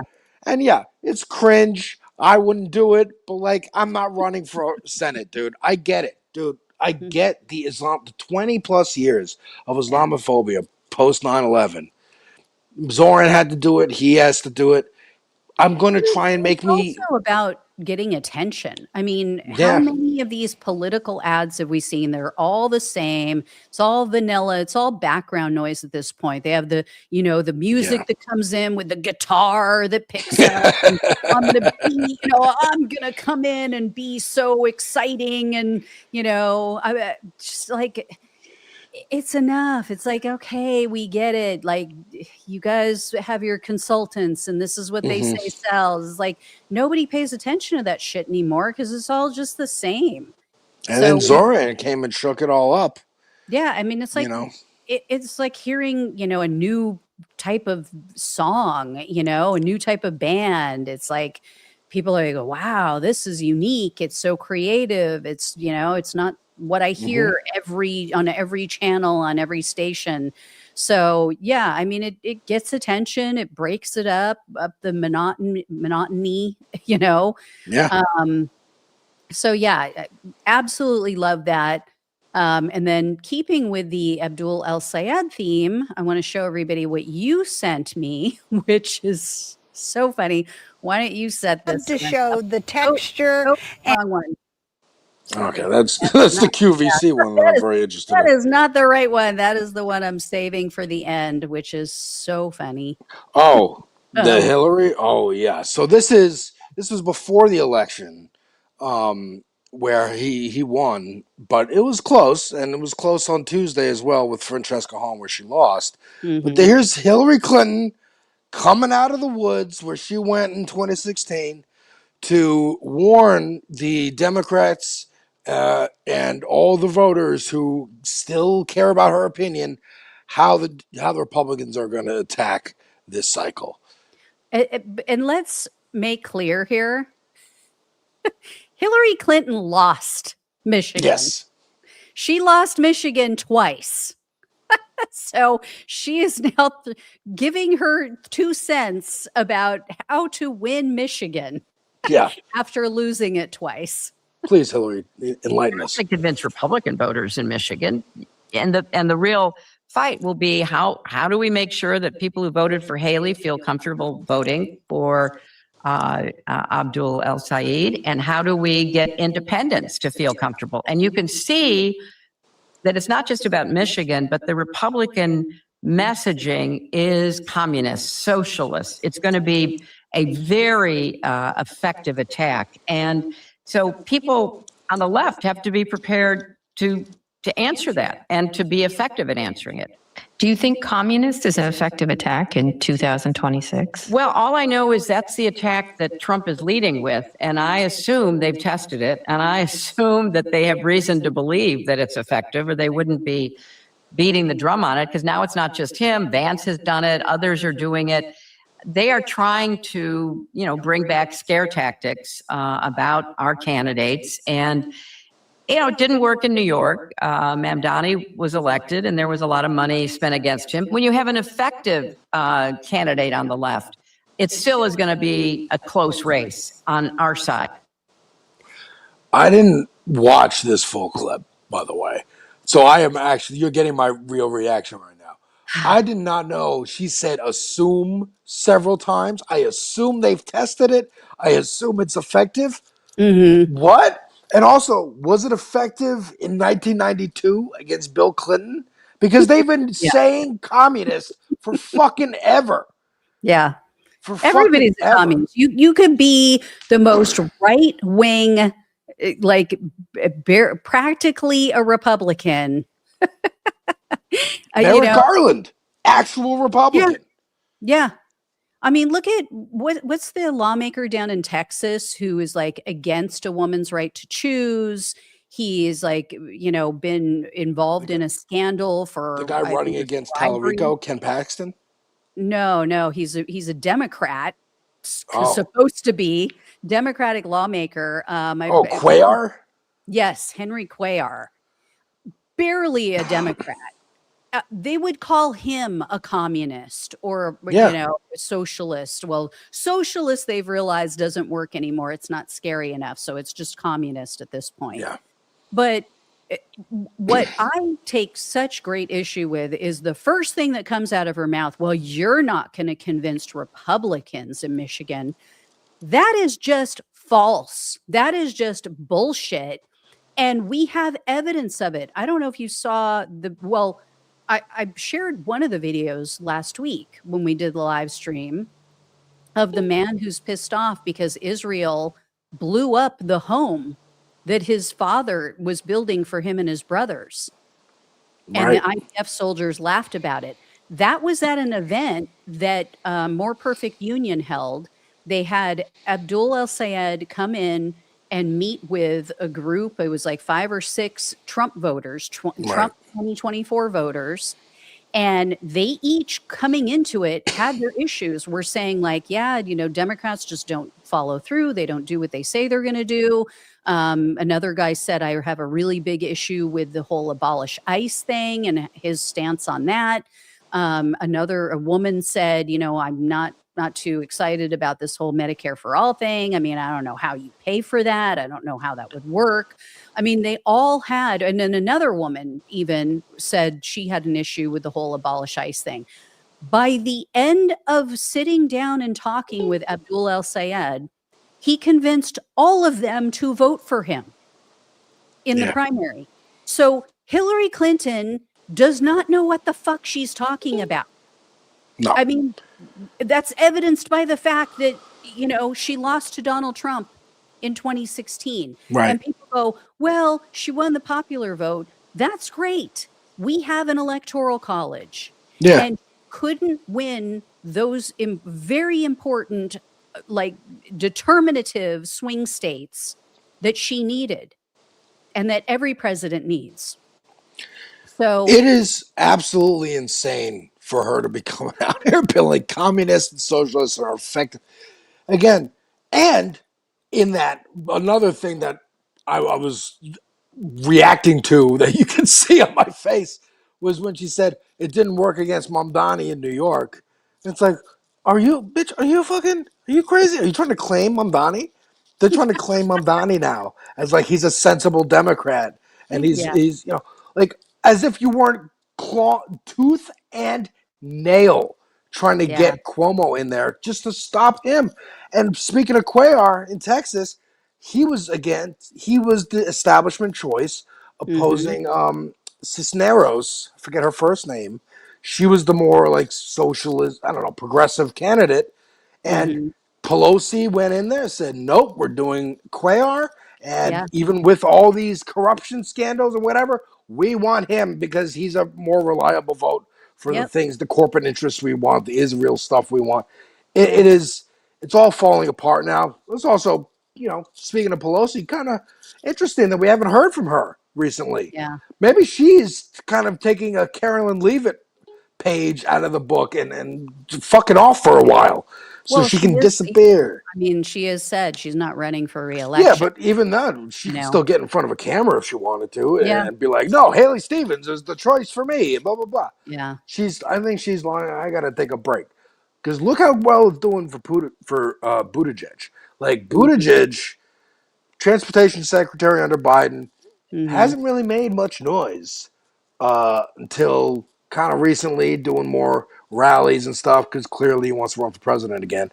Right. But and this goes, I talk about movies, TV, music on my channel, Devil's Advocate Productions on YouTube and Twitch. I talk about all the time. Sometimes it's not your fault, but actors get overexposed. And sometimes, you're a very popular actor. People love you. You're having a run. But I've seen you in too many movies recently. I've seen you in commercials. I've seen you in front of my face, and now I'm getting annoyed. Now the audience is getting annoyed, and I need you to go the fuck away. Yeah. And it happens with politicians too. Like, get the fuck out of my face, and then maybe come back. Like we were saying earlier, people have short memories. Buttigieg, he was good. Oh yeah, I liked him in 2020. And what's going on? I guess he was transportation secretary. Nothing bad happened under his watch, even though it did. The fucking East Palestine spill, but different Palestine became more important under that administration. Palestine, Ohio, right? Yeah. But you got Sean Duffy here now, and planes are falling out of the sky in like the first 2 months of the Trump 2.0 administration. Yeah. And now he's going back to his roots and doing for 7 months. What was it, like 7 or 9 months, and goes on a road trip? To relive reality show with his family. It's like, to really? relive where he and his wife met on Road Rules on MTV. Are we not 20 years paying ago. your salary while you're taking a fucking 7-month road trip? Yeah, we paid for that road trip. But please, MAGA, tell me all about waste, fraud, and abuse. Yeah. Tell me more about her fucking emails or fucking Hunter Biden's Ukraine money. And when Jared Kushner and Ivanka are talking about commandeering an island in like Albania. Yeah. It's crazy. That whole thing, if you heard about how that has evolved, that this just came out about a week ago, that, for anybody watching that doesn't know this story, Jared and Ivanka are off on vacation because, what else do they have to do in their life? Right. And they're off in the middle of the ocean, snorkeling off of their billionaire buddy's boat. And they get out and they swim over to an island, and Ivanka makes it out like she had this, spiritual awakening on this island and realized, oh, Daddy, I want an island too. She has her little Veruca Salt moment. Daddy, I want you to get me an island for Easter too. My God. So they decide, let's buy this island and put a luxury resort on it, and it'll be a dream come true, blah, blah, blah. Well, turns out the guy that they are getting the island from forged the documents. All the Albanian people are literally out in the streets, like protesting, pitchforks in hand, practically pissed off because this is their property. This is their land that is not supposed to be developed. And the government is doing some shady shit behind the scenes because, of course, they want Donald Trump's favor. And so now it has come out that the person that Jared and Ivanka were talking with, he literally forged the documents for this piece of land. It did not belong to him, and he said it did. That's crazy. That's so funny. I mean, this is the era. I mean, 10 years of Trump, but really this administration, like we're saying, hitting the ground running with the corruption. This is the era of the con man, the monorail salesman from The Simpsons, the snake oil salesman. Every single big and small con man is trying to make their bag right now off this administration, knowing how corrupt they are, knowing how quick they are to just be like, yeah, sure, we'll pay you money because we're getting all the money from the fucking taxpayers. How are we going to pay for Medicare for all? I don't know. Stop sending weapons to Israel. Tax Elon Musk a little bit more at all. Yeah. Tax wealth a little bit on their like potential earnings or whatever that is. Yeah. Bezos. All these other fuckers that their companies don't pay anything in taxes. Just very little compared to what they're bringing in. And Hillary, you think communism is going to be a good, effective attack? I'm telling you. I'm Gen Y. I call myself Gen Y. Millennial. I don't like the name. Gen Y. Gen, why the fuck are we here? Why the fuck did you leave us this world? Why the fuck is everything fucked up? Gen Y, Gen Z, Gen Alpha? Like, who knows what the kids under Gen Alpha are going to be like? They're going to be putting up like posters of Osama bin Laden in their dorm rooms, being like, "No, we're fuck communism. We're into like anarchism. Burn everything down. Like fuck everything, and we gotta like stop the bleeding." Like I think and hope, because I need the hope that this is going to end up with like I hope President AOC, it could be a President Buttigieg or Ossoff or white guy, because America needs to go back to brunch and feel palatable. But they're going to need to do some of these policies. They're going to need to do Medicare for all. They're going to need to prosecute some people from the administration. Otherwise it's, again, yeah, we're going to have, like, I'm literally have on like the trial of Luigi right now on the TV on mute, and I'm like, yeah, we're gonna have more Luigi's. Way more. Yeah, yeah, way more. Yeah, And like, there's no directing this stuff. Like on the right, I'm sorry to cut you off, but on the right, like Libs of TikTok, Matt Walsh, what they're trying to do to Hasan right now, frankly, like get him out of here. And like, hopefully one of our audience members hears us talking so much. I'm sure you remember, but the story of Bill O'Reilly and Tiller the baby killer, right? Where he was constantly hammering this abortion doctor in Philadelphia, the early 2000s. Oh, is it the one that they went after? That somebody went into the church where he was a pastor and killed him. Yeah. And they tried to bring charges against O'Reilly. And he was like, what are you talking about? I'm just covering the news. I'm covering stories I think are important. They took lessons from that. Like the right took lessons from that and have been doing that ever since. And it's just amplified in the most recent years. But there is no mechanism like that on the left because we're not fucking lunatics who are trying to get people killed. But like, so that's just gonna like happen. Like someone's gonna show up to like try to find out where Jeff Bezos is or Elon Musk or like, I don't know, Stephen Miller. Like, you got a family member. Your family member. And we're not saying it's good or that people this is should not do it, good. but that's what it's leading to. If these people don't wake up and realize, like, the pitchforks are gonna come for you if you don't pitchforks give a are little out. bit, if you don't start to be a little more fair. And And that's what we're saying. Like, the Republicans are talking on these networks and like, I don't know, why are people going to socialism? Why? Maybe we should try to improve material conditions a little. When you hear Republicans start talking like that, they're fucking terrified, and they should be, and so should Democrats. Like, if you have a family, if your father, if your husband, if your wife gets kidnapped by ICE and they're just gone, and you haven't seen them in years, and you don't know where the fuck they are, and the only person that like your local Democrat voted for ICE funding, you might be like, I have nothing to lose. I'm going to get them.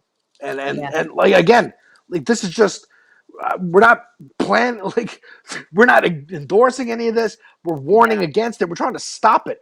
As Ro Khanna put it, to try and get the billionaire tax in California. This is an anti-guillotine tax. This is an anti, like, revolution tax. We're trying to fucking stop this violence that we know is going to come because of the rhetoric we're seeing.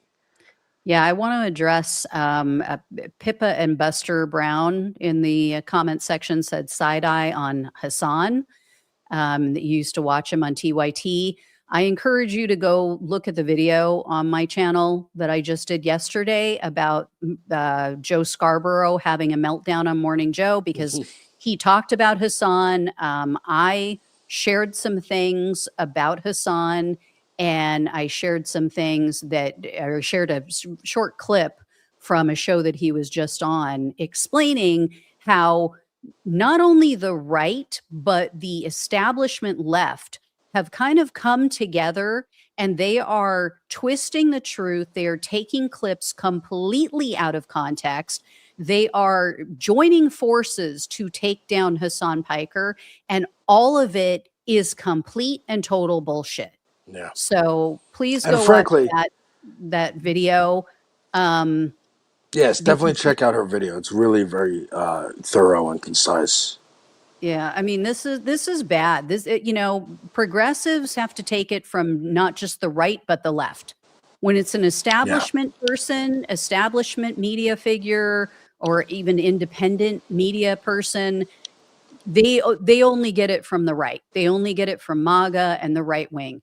When it's a progressive, when it's, a democratic socialist, they get it from both sides. It is such total and complete bullshit. One thing, though, which is really good news, I don't know if you've heard this, but Hasan Piker is supposedly suing Scott Jennings. Yes. So Yeah. Scott Jennings, like, he took it too far. Scott Jennings, totally one of the biggest crossed the liars on line. CNN. Just to be clear, because I know a little bit more context, like, Hasan's a streamer on Twitch and been doing it for like 13 years now. Twitch, YouTube, the what do you want to call it, like internet personality world, they have their own like Hollywood ecosystem and beefs and problems with each other and whatnot. So a lot of this is coming from people like other streamers who just have hate boners for Hasan and have for years, and they have these like clips ready to go, sending them to centrists, sending them to Republicans, trying to like take down Hasan because of their own personal beef. Yeah. So, and what clips are being taken out of context? It's literally as if I'm reading a quote from someone. I say, wow, this person said this person said Spider-Man is bad. And then someone uses that clip of me saying Spider-Man is bad. Alex said Spider-Man is bad. That's crazy. That's what people don't understand is as Hasan is streaming, he is reading off comments in his comment section like we do here.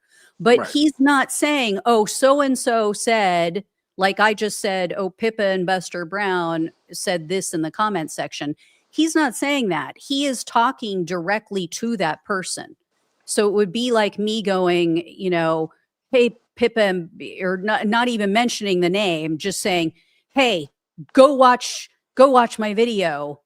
you know? And or someone could cut it out. Yeah. They could cut out if you did say that. Like, you could just cut the part. They can edit it and edit out that part. But Scott Jennings just did this rapid fire clip section of Hasan saying things to people in his comment section who were making horrific comments about Black people and what should be done to them. And he attributed what those people wanted done to Black people to Hasan Piker. Yeah. And he's saying, go F yourself, suck my dick, and things like that to these people. And he's saying that Hasan Piker is saying that to Black people. Right. Nothing could be further from the truth. So I'm so glad that he is suing the shit out of him. Yeah, it's really egregious, that one in particular. Yeah. And I think, make an example out of somebody. And I think Scott Jennings is the perfect person to make an example of. He's nobody's favorite CNN panelist. No, he has the most touchable face. Yeah, the right and left. God. Well, actually, the centrist left, the establishment that we're talking about, they don't like him. And so I think they wouldn't even be mad. They're not going to look. I'm saying they're not going to defend Hasan over Scott Jennings, but I wouldn't put it past them even. But I would hope that they would not try and defend Scott Jennings' framing of this, because then they're going to lose audience, right? Like if Joe Scarborough was like, oh my God, like Hasan Piker, this lunatic who he was just screaming about, this lunatic is coming after Scott Jennings, my good personal friend, Scott Jennings, I'm sure. I think Scarborough would lose some audience. And that's the thing. I don't know that Joe Scarborough in the clip that I played on my show yesterday, I don't know if he knows the truth at all. And he didn't play a clip of Hasan. He just was quoting what he's heard from other people. But you could make a case there too. I mean, Hasan could go after Joe Joe Scarborough and sue him too. Although, making it out like you hate Black people, that you want to do horrible things to them, is far worse, I think, than what Joe Scarborough said about him. I don't know. And I think what Hasan said about that clip initially was, Scott, if you thought I meant any of this, you'd be defending me. You'd be defending me if you thought I really said like, Yeah. oh, we should go back to lynching black people or whatever, you'd be like, oh, Yeah. it's just like the young Republicans in New York. Like, oh, Yeah. so what? A couple Nazi jokes between friends and Yeah, racist jokes between he has friends. defended those people. Exactly. He has gone on CNN, to my knowledge, and defended the young Republicans who were caught in their chats saying all kinds of racist, horrific things, calling themselves Nazis and espousing Nazi beliefs. Like, it's a bunch of young people. Like, I've seen so many Republicans come out and say, oh, they're young. They're like 40. That's I'm sorry. They're not like 20-year-olds, Yeah. Come on. But yeah, that's almost middle-aged. So, yeah. I am so- happy that he's suing Scott Jennings. I think this is set a precedent for, your public. This is defamation. We need to nip it in the bud now, because if not, I don't know how much worse it could get than what Scott Jennings did, but it could get way worse. And yeah, it's putting it's not only putting a target on Hasan, it's putting a target on every Muslim man and woman. And it's, to be cynical, it's detrimental to the upcoming midterms. Because Hasan does have a large audience. He does hold a lot of sway with young voters. And we see that in the primary elections. So, they want to take him down in any way they can. Yeah. Left and right, so that these Democratic Socialists, or at least progressive candidates, don't get his juice, that he's not out there helping them in campaigning. So yeah, it's totally despicable. It is just a cursory review, a cursory search would have told Scott Jennings that what he was playing on air was bullshit, was fabricated, was edited. But he knows. Out of context. Like, he knows. I'm sure he does. And that's what would have to be proven in court. Yeah. That's the thing. Like, if you are a public figure and you sue someone, you have to prove what's known as actual malice. Which is actually going to be kind of funny, because now Scott's defense has to be, I'm so stupid that I couldn't tell that he was looking and reading a chat. Yeah. I'm so stupid. I couldn't. So lazy. Yeah. I couldn't understand. I'm so bad irony. at my job. Yeah. I'm so bad at being a commentator and a pundit. Right. And that I can't do my job. I had no clue. Right. I just, some random people sent me these clips, and I just was too ignorant or lazy to do my job and to look into it. But yeah, I mean, this is what went down with Dominion voting systems and Fox, which is why Fox ended up caving and had to pay them almost $800 million, because they were able, they would have been able to prove actual malice in court, because they had all the text messages from Fox News hosts, they had all the emails, and it was very clear, it was becoming just as plain as day, that they knew that the things that they were saying on Fox News was total and complete bullshit about Dominion voting systems and the 2020 election. And so that's all you have to prove, is that this person either actually did know, or they should have known that there should have been reason for them to, research, go seek out the facts and figure it out. So yeah, as Pinkerbell said in the comment section, Discovery is going to be a lot of fun. Discovery is going to be a lot of fun. I can't wait. Yeah. I can't wait. Folks, this is happen to a greater guy. Yeah. So annoying. I can't believe that Abby Phillips who's in charge? It can't be her. Yeah. I don't know her. I didn't watch her show, but I can't imagine she's like thrilled to have him on. No. I gotta imagine it's like a demand from producers. Exasperated with him. Yeah, right. Sometimes, So we're coming in for a close. So I do want to show one other thing that you shared with me. Are we going to get to the Rogan stuff? Which is Hasan related. Okay. Let I do want to do. I don't know if you can go long, but I want to get to the Rogan and the whatever that QVC thing is in the title. Yeah, that's what I want to play to close us out. I have Okay, great. For anybody watching, I have some fun stuff to share at the end here. Some things that are going to give you some laughs headed into the weekend. So you shared this with me, which is Hasan related about a guy getting fired. So why don't you? Oh yeah, tell everyone.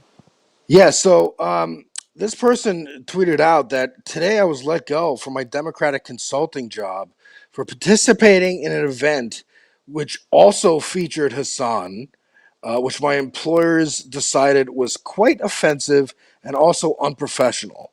I'm looking for any and all opportunities in Democratic/liberal politics. It's crazy that like this is an event that they went to and Hasan just happened to also be there. Yeah. And then they fight and these are consultants. Now, not everyone, not all men, right, are evil, scum-sucking, bottom-feeding ghouls who are consultants. Because this person was like, hey, I didn't care that Hasan was there. I'm surprised I got fired for this. But speaking of lawsuits, yeah, another one coming on. But a lot of the freak out that you see, the Joe Scarborough clip being a good example, is him worried more, like the rage that came out, the panic, if you will, the fear, if you will, is more so my relevance is slipping away. Like the Jen Psaki clip I mentioned that I wish I had sent you.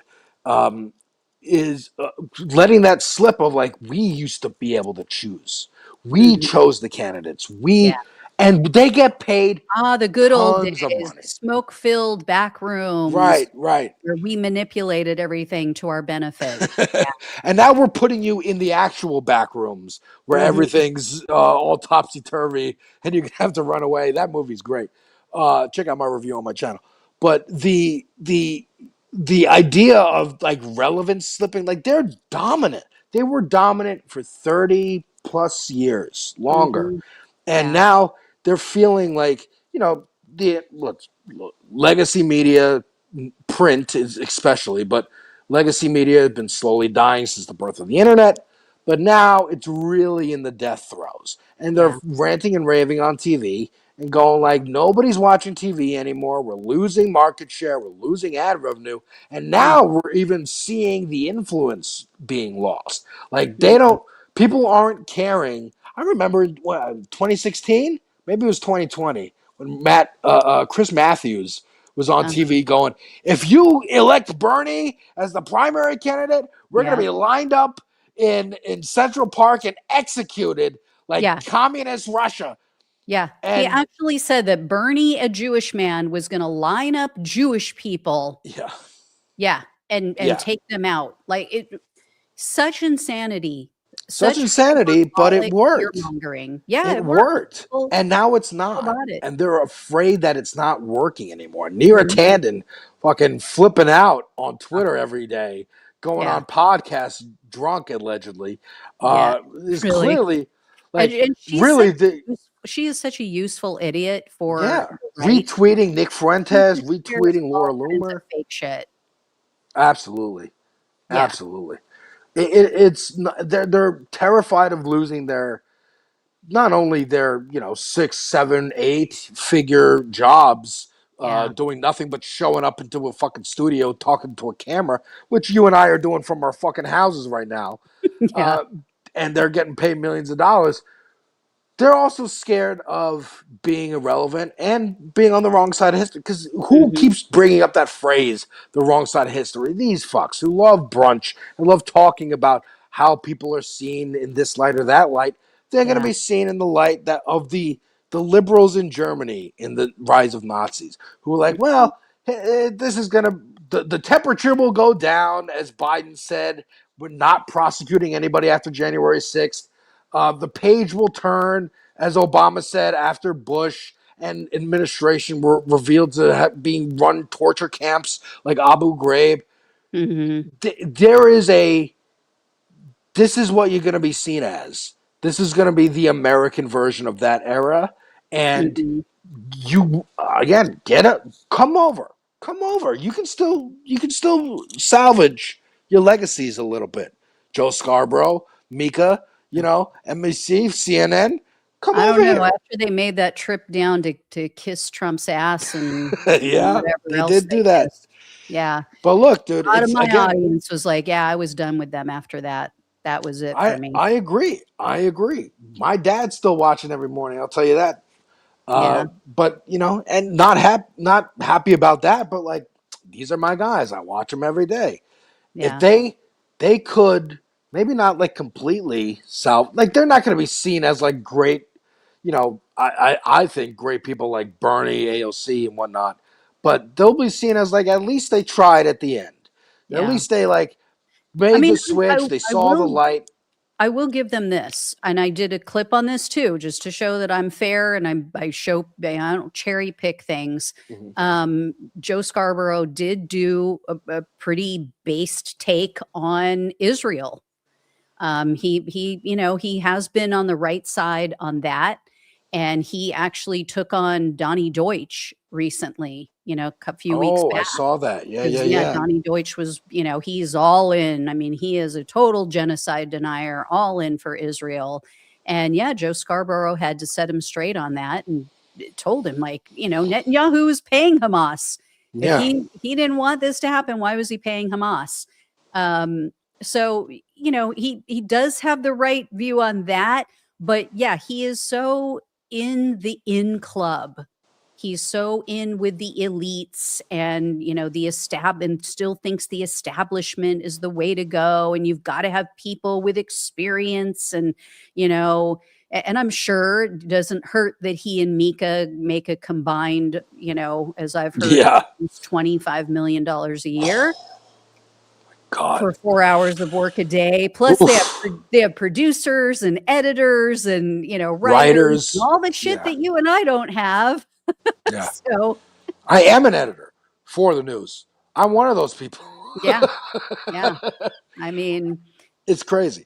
And look, Hasan's put out the call, been like, look, you're gonna have to defend me because it just in terms completely cynically for the midterms, for the electorally, like Francesca Hong lost on Tuesday, and she immediately was like, okay, we're in for Crowley. We're going to help him win, take back the Senate.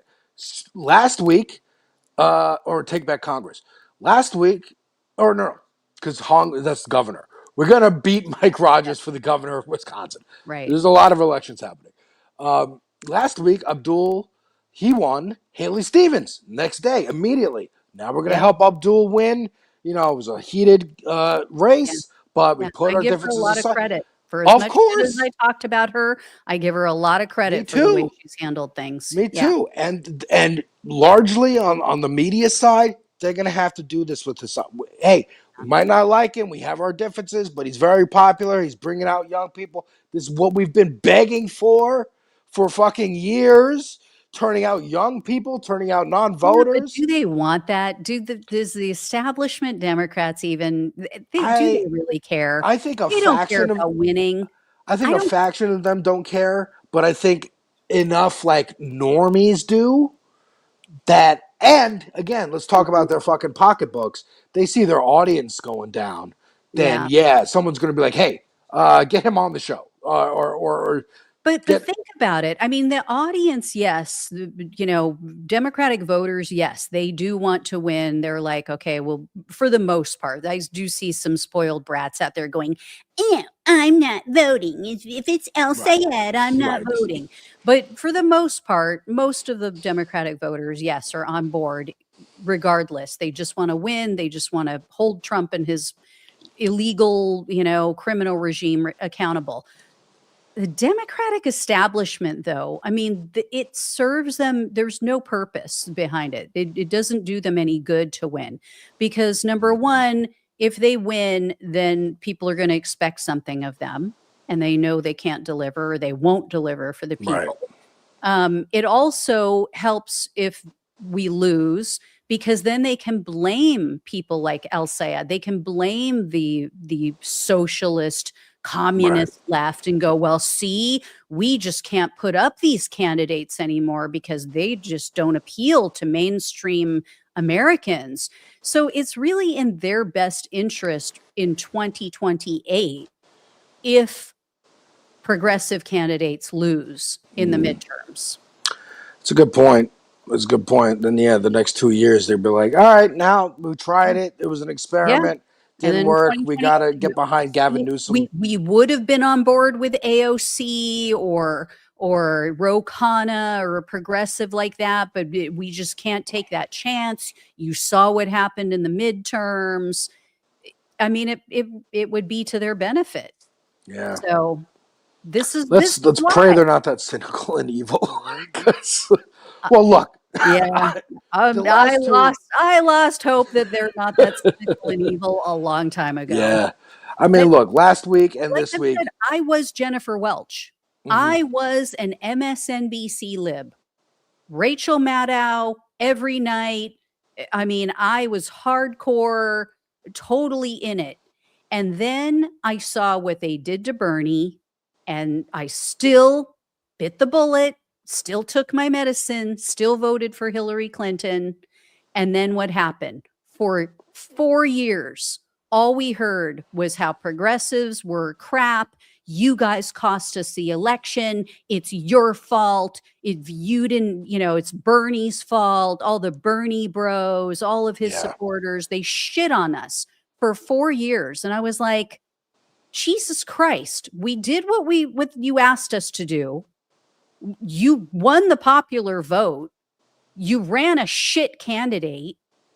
I mean, even my husband, who's a lifelong Republican, he's not really. He thinks he is because his family always has been, but he's more of an independent.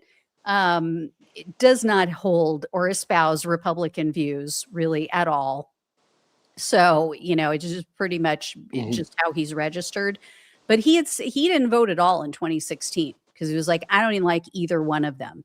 Yeah. So, and I had already told him, if you vote for Trump, I will file for divorce. Word. I wasn't a joke. Yeah. It wasn't a joke. It was like not. It was because you're going to vote directly against my rights. Not just that, but like I had already heard about the Katie Johnson story at that point. I knew, I'd spoken with her attorney, Lisa Bloom, about it. Like I already knew that he was deep in the Epstein stuff. And I already knew his history, how many women had accused him. So to me, it was like, that is a non-negotiable. Wow. Like that is a red line. No. But he didn't like him anyway, luckily for him.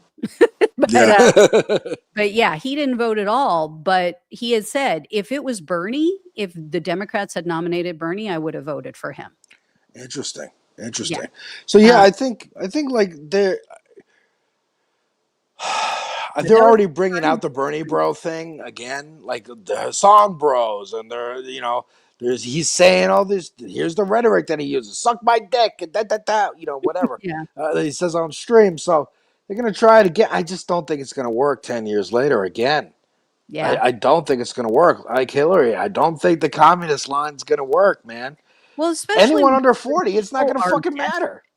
When if people were happy and their needs were being met, they could pay their bills, they weren't struggling to get to work because they can't afford gas. Right.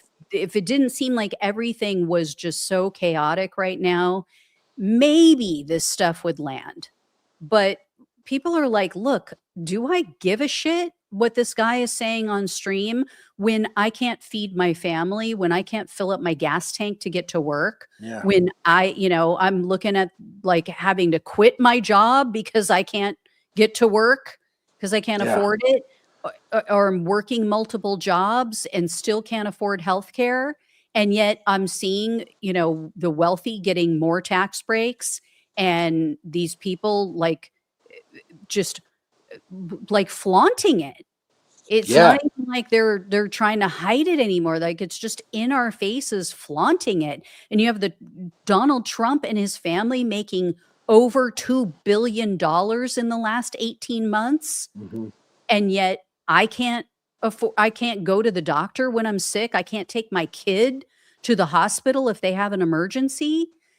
That is a tipping point. That's when people go, I don't give a shit.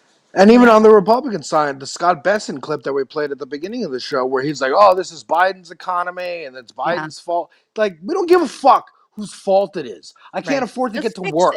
What the fuck are you doing? Just fix it and stop making it worse. Right. Yeah. Stop actively trying to make it worse. And I don't know if you want to keep going a little extra. I don't know if you have time. I can go a little bit longer. I can't do the hour. But okay, no, not an hour. I can't. I got 25% left on the iPad. But because the making $1 billion from crypto, that leads right into the Joe Rogan clips that I sent you. If I play a Rogan clip, we're gonna get demonetized. Oh, really? Yeah, he doesn't allow people to play his clips. Oh, interesting. I didn't know that. Yeah, he's a stingy one. That's crazy because there's these channels like Too Lazy to Try, American Redact, Elephant Graveyard who play that's their whole channel is just keeping up with the Rogan sphere. That's interesting. I didn't know that. Yeah, I've played his clips before and just short, tiny, because I just assume the way CNN works, you have to keep it a minute or under. And yeah, you get demonetized. Wow. The whole stream will get demonetized. Wow. Okay, interesting. Well, long TLDR, folks. He had on Shane Gillis, Mark Norman, Ari Shaffir to talk about, just chit chat, whatever, other comedians.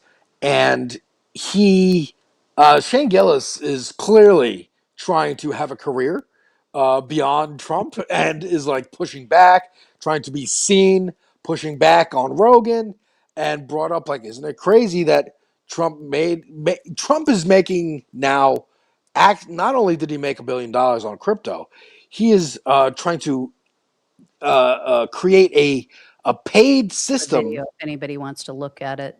Yeah, if you can look at the video. Watch it. Here's where you can find it.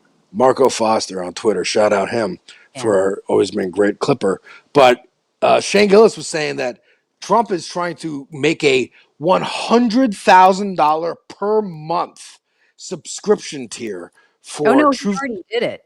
He already did it. He already did it. He's sued for it now. I just talked about it. Yeah. Check out Gina's video on this to get the full story. To get access to the Truth Social so you could see his tweets early before anybody else and then go place a bet on Kalshi or Polymarket and then literally insider trading.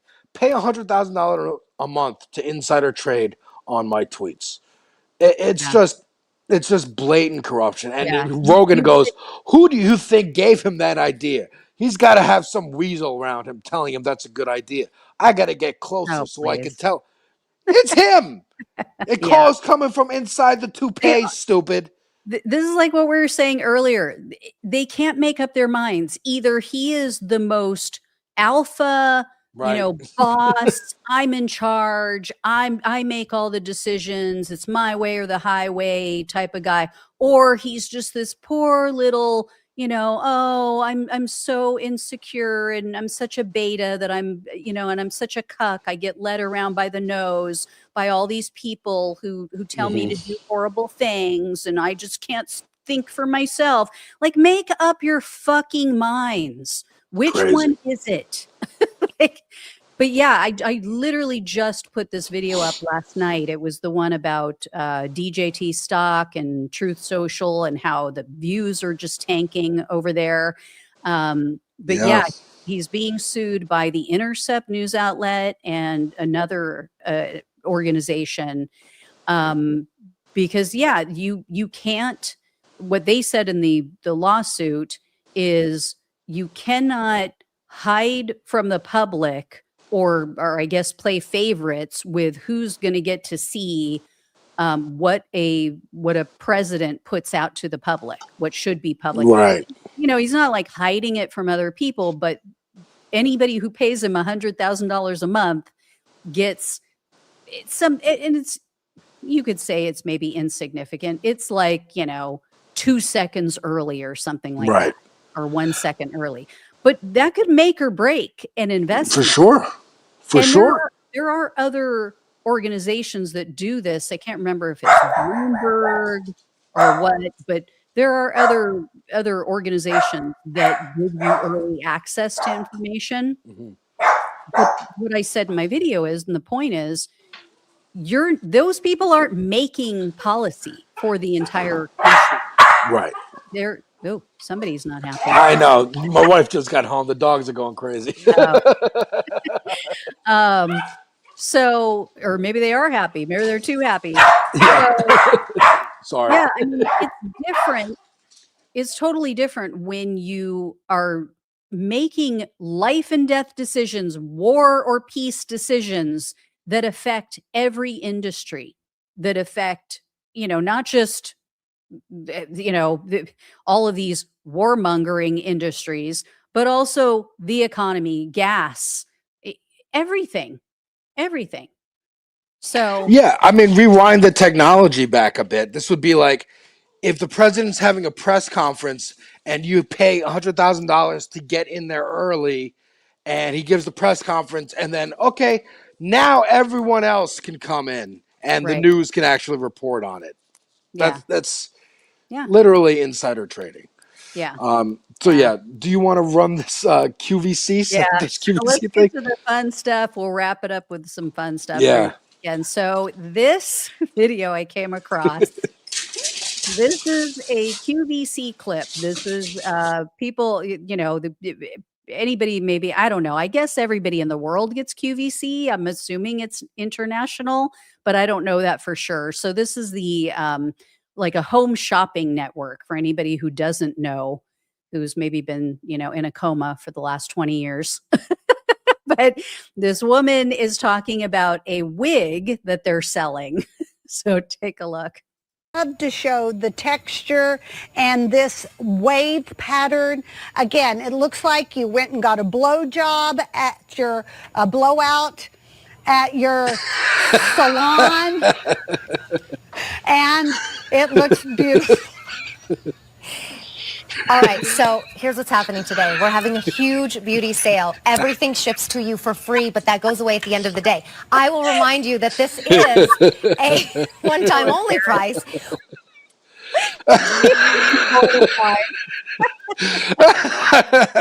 Look, it happens. Like we were saying earlier, people misspeak all the time.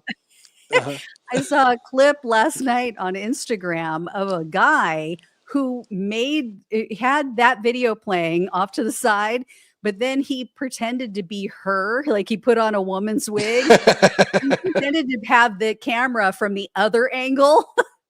And he's acting it out from like what her face looked like. Oh, that's so funny. Breaking it. It had millions of views. It was so freaking funny. Oh my God.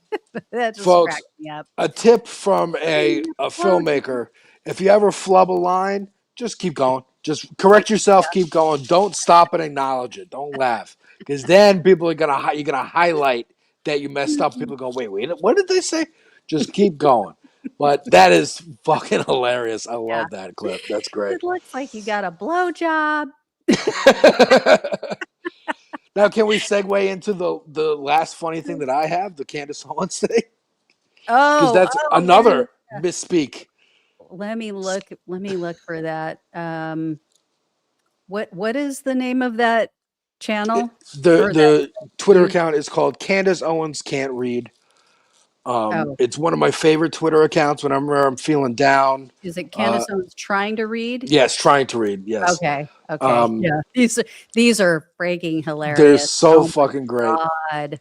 Oh my God. Peruse at your convenience, folks. Now, guys, what I want the audience to understand is, she's not just saying this stuff like once. Right. Like she's not just saying these words one time, because everybody screws up. Like I've screwed up, Alex has screwed up. Like, the QVC lady screwed up. Yeah, QVC lady's talking about blowjobs. Yeah. When you're just stream of consciousness and you're just speaking off the cuff, and sometimes your mouth is moving faster than your brain and you flub the word, you conflate two words, whatever. But she repeatedly says these words the wrong way, which tells you that she honestly doesn't know how to say them. Right. Yeah. That's what I want you to see here. So I have this queued up. Let me stop. Oop. Let me back it up. Okay. So here we go. I'm going to scroll through. I'm going to show you guys a bunch of these. It's a partnership between government and private insurance companies to price gauge. They make personal design coverage. This usually gets stuck with a $10,000 bill because part of this price gauging is like you go to CVS and they decide on pricing. They blindfold you. They send you in there. People are saying no audio. Yeah. Can other people hear it? I can hear it. Yeah, I have the audio turned on. Let me see. Let me make sure. Let me flip it off and turn it back on again. Maybe you can turn it up. There's also a great plugin for Chrome called Volume X where you can also raise the volume on whatever tab that you have open. That's really helpful. Okay. Let me see here.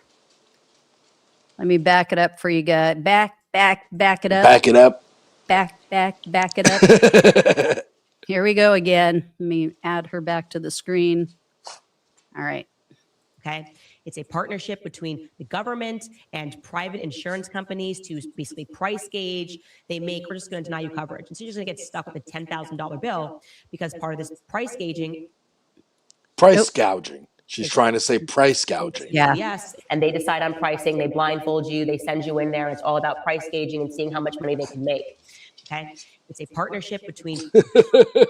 Oh, yeah. So on two different occasions, she's saying it wrong. Price gauging instead of price. Somebody is still saying they can't hear it. Ah, damn. Jesus. Well, we tried, folks. Go to Candace Owens Trying to Read on Twitter. Yeah, I don't know what is going on. And peruse for yourself because there's so many. There's so many to choose from. They're all hilarious. Some of them are like a little bit more like, she flubbed the line. It's all right. But like some of them are clearly like there's another one that I saw right there where she says instead of pie in the sky, cream in the pie. Yeah, or something like that. Yeah, she says cream in the pie. Instead of cream of the crop. She can't say the word Gibraltar. Yeah. Monstrosity, she says totally wrong. Monstrosity.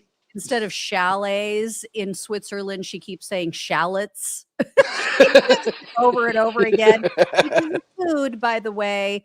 And then she talks about how the 4th of July, she thinks that was the Boston Tea Party. Right. Yeah. The great anniversary of the Boston Tea Party. Hilarious. She keeps using the word extrapolate, but totally in the wrong way. Like she says the word right, but she's using it in the completely wrong way in multiple sentences on different occasions. Yeah, unequivocal, she uses wrong. Unequivocal. She says completely wrong. Yeah, go check it out, folks. She can't say accolades. She says it, and I can't even say it the way she says it. Let me see if I can hear it. It's so unique, folks. Yeah, you got to see this. Accolades. She says it over and over again. Accolades. You're certainly not going to win any accolades. Let me see if I can hear how she says obligatory. Obligatory.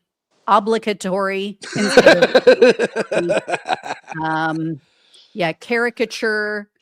How does she say that? Caricature.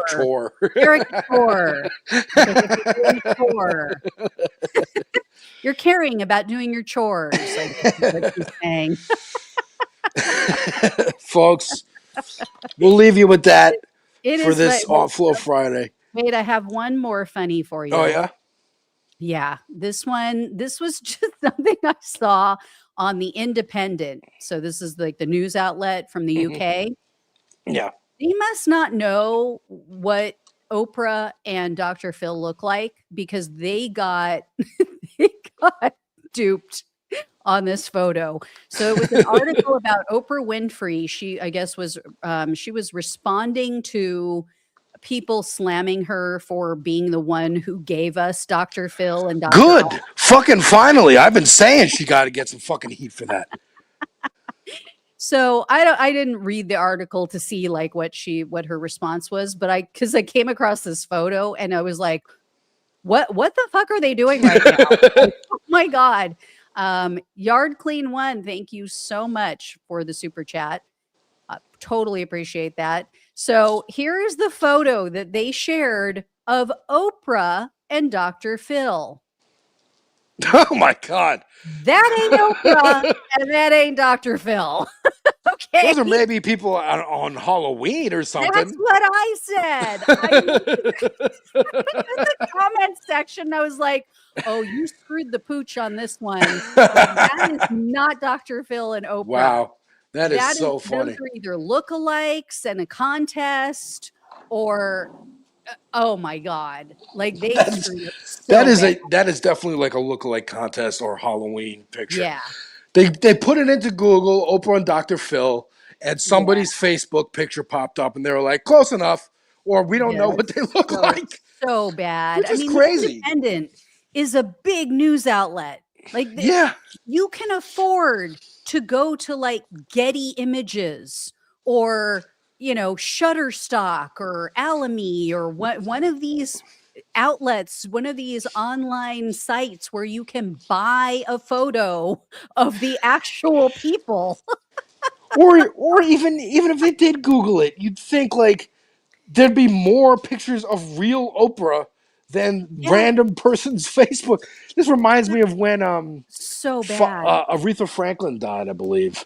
And Fox News put up a picture of somebody else. Yes, wasn't it like Tina Turner or some other black singer? Yes. Yeah. Oh my God. She had like actual beef with actually. But that's crazy. That's hilarious. Yeah. Wow. What a way to go into the weekend. Laughing my ass off. Oh no, you didn't. Oh my God. It's so bad. That's so funny. Anyway, yeah. So thanks everybody for watching, for sticking with us. We ran a little overtime here. We hope you guys enjoyed the laughs for the weekend. But yeah, we will be back next Friday with another Ant Flow Friday where we will be ragging and raging and letting it flow freely, talking shit about a lot of people. And but go follow Alex over at Devil's Advocate Productions here or wherever you're watching on YouTube, Twitch, wherever. Follow me, please, hit subscribe for both of us. I'm at Raw News and Politics over on YouTube and also now Twitch as well. So got to get some subscribers over there. So where my people at over on Twitch? Yeah. And Gina Bonanno on Twitter and Blue Sky. I don't know if you're on Instagram. I don't use Instagram. Yeah, my name is different in a lot of places. So just I'm Devil's Advocate C Gina on Twitter and Blue Sky. Raw News and Politics. Raw News and Politics. That'll get you there. All news and all variations. I'm over on TikTok too. I think I'm Raw News and Politics over there. It might be Gina Bonanno Limos. I don't know. Variations of my name. Thank you all for watching. Yeah, go. I am on vacation, on location. Been having withdrawal from not being on camera. So thank you very much for making this work. I'm glad it did work. I'm at 18% now. So we're the iPad's telling me to go relax and hop in the pool with my wife. So I'm going to go do that. And I did actually put out a couple YouTube shorts I'm trying out and TikToks at Devil's Advocate C, which is the same thing on Twitter and Blue Sky, about House of the Dragon, X-Men 97, and today the Spider-Verse Part 3 trailer got leaked by from Sony. So, and that looked amazing. It's on Twitter. Go look for it, but it's 4 minutes of footage from the new Spider-Verse movie coming out next year. I'm very excited for it, but go check it out, folks. And yeah, give us. What are you doing? Like the stream, share the stream, tell people we're here. Yeah. Let it and then flow. Definitely tune in next week, guys. Like I said, I'm going to have Mark Mitchell on. So we'll be talking about the polling, what he's seeing from a right winger's perspective, from a MAGA guy, Trump voter. So yeah. I'm very interested. And this Space TV, folks. We're trying to build a working class collective. You know, Hasan is out here and getting this media attention. And if he goes the way of Charlie Kirk, which he was worried about when that happened, you know, we need more voices. It can't just be him. You know, and it's not. You know, there are many voices, but it can't just be him. It can't just be DSA. I mean, DSA is beneficial because it is decentralized. It is a democratic, really, truly democratic organization. So I encourage everyone to join DSA. I have. But we need more commentators like Hasan, more big voices spreading the good word of progressivism, of socialism, of these policies, whatever you want to call it. I don't call myself a socialist because I don't know enough about it. Like I barely call myself an artist, and I've been drawing since I could hold a pencil. You know what I mean? So I'm of the left. Gina's of the left. Everyone on this space is of the left to different varying degrees. We have debates, we have conversations. We just launched a panel show on Thursdays, the Space Station, and we are live Monday through Thursdays. If your favorite, there's the dog right here. It's Rudy. This is who was making all the noise earlier. Yeah. He wants to go outside too. I know. All right, I'll wrap it up here, folks. Thank you so much for watching. And go thank join you this all space. so much. Yakov, thank you.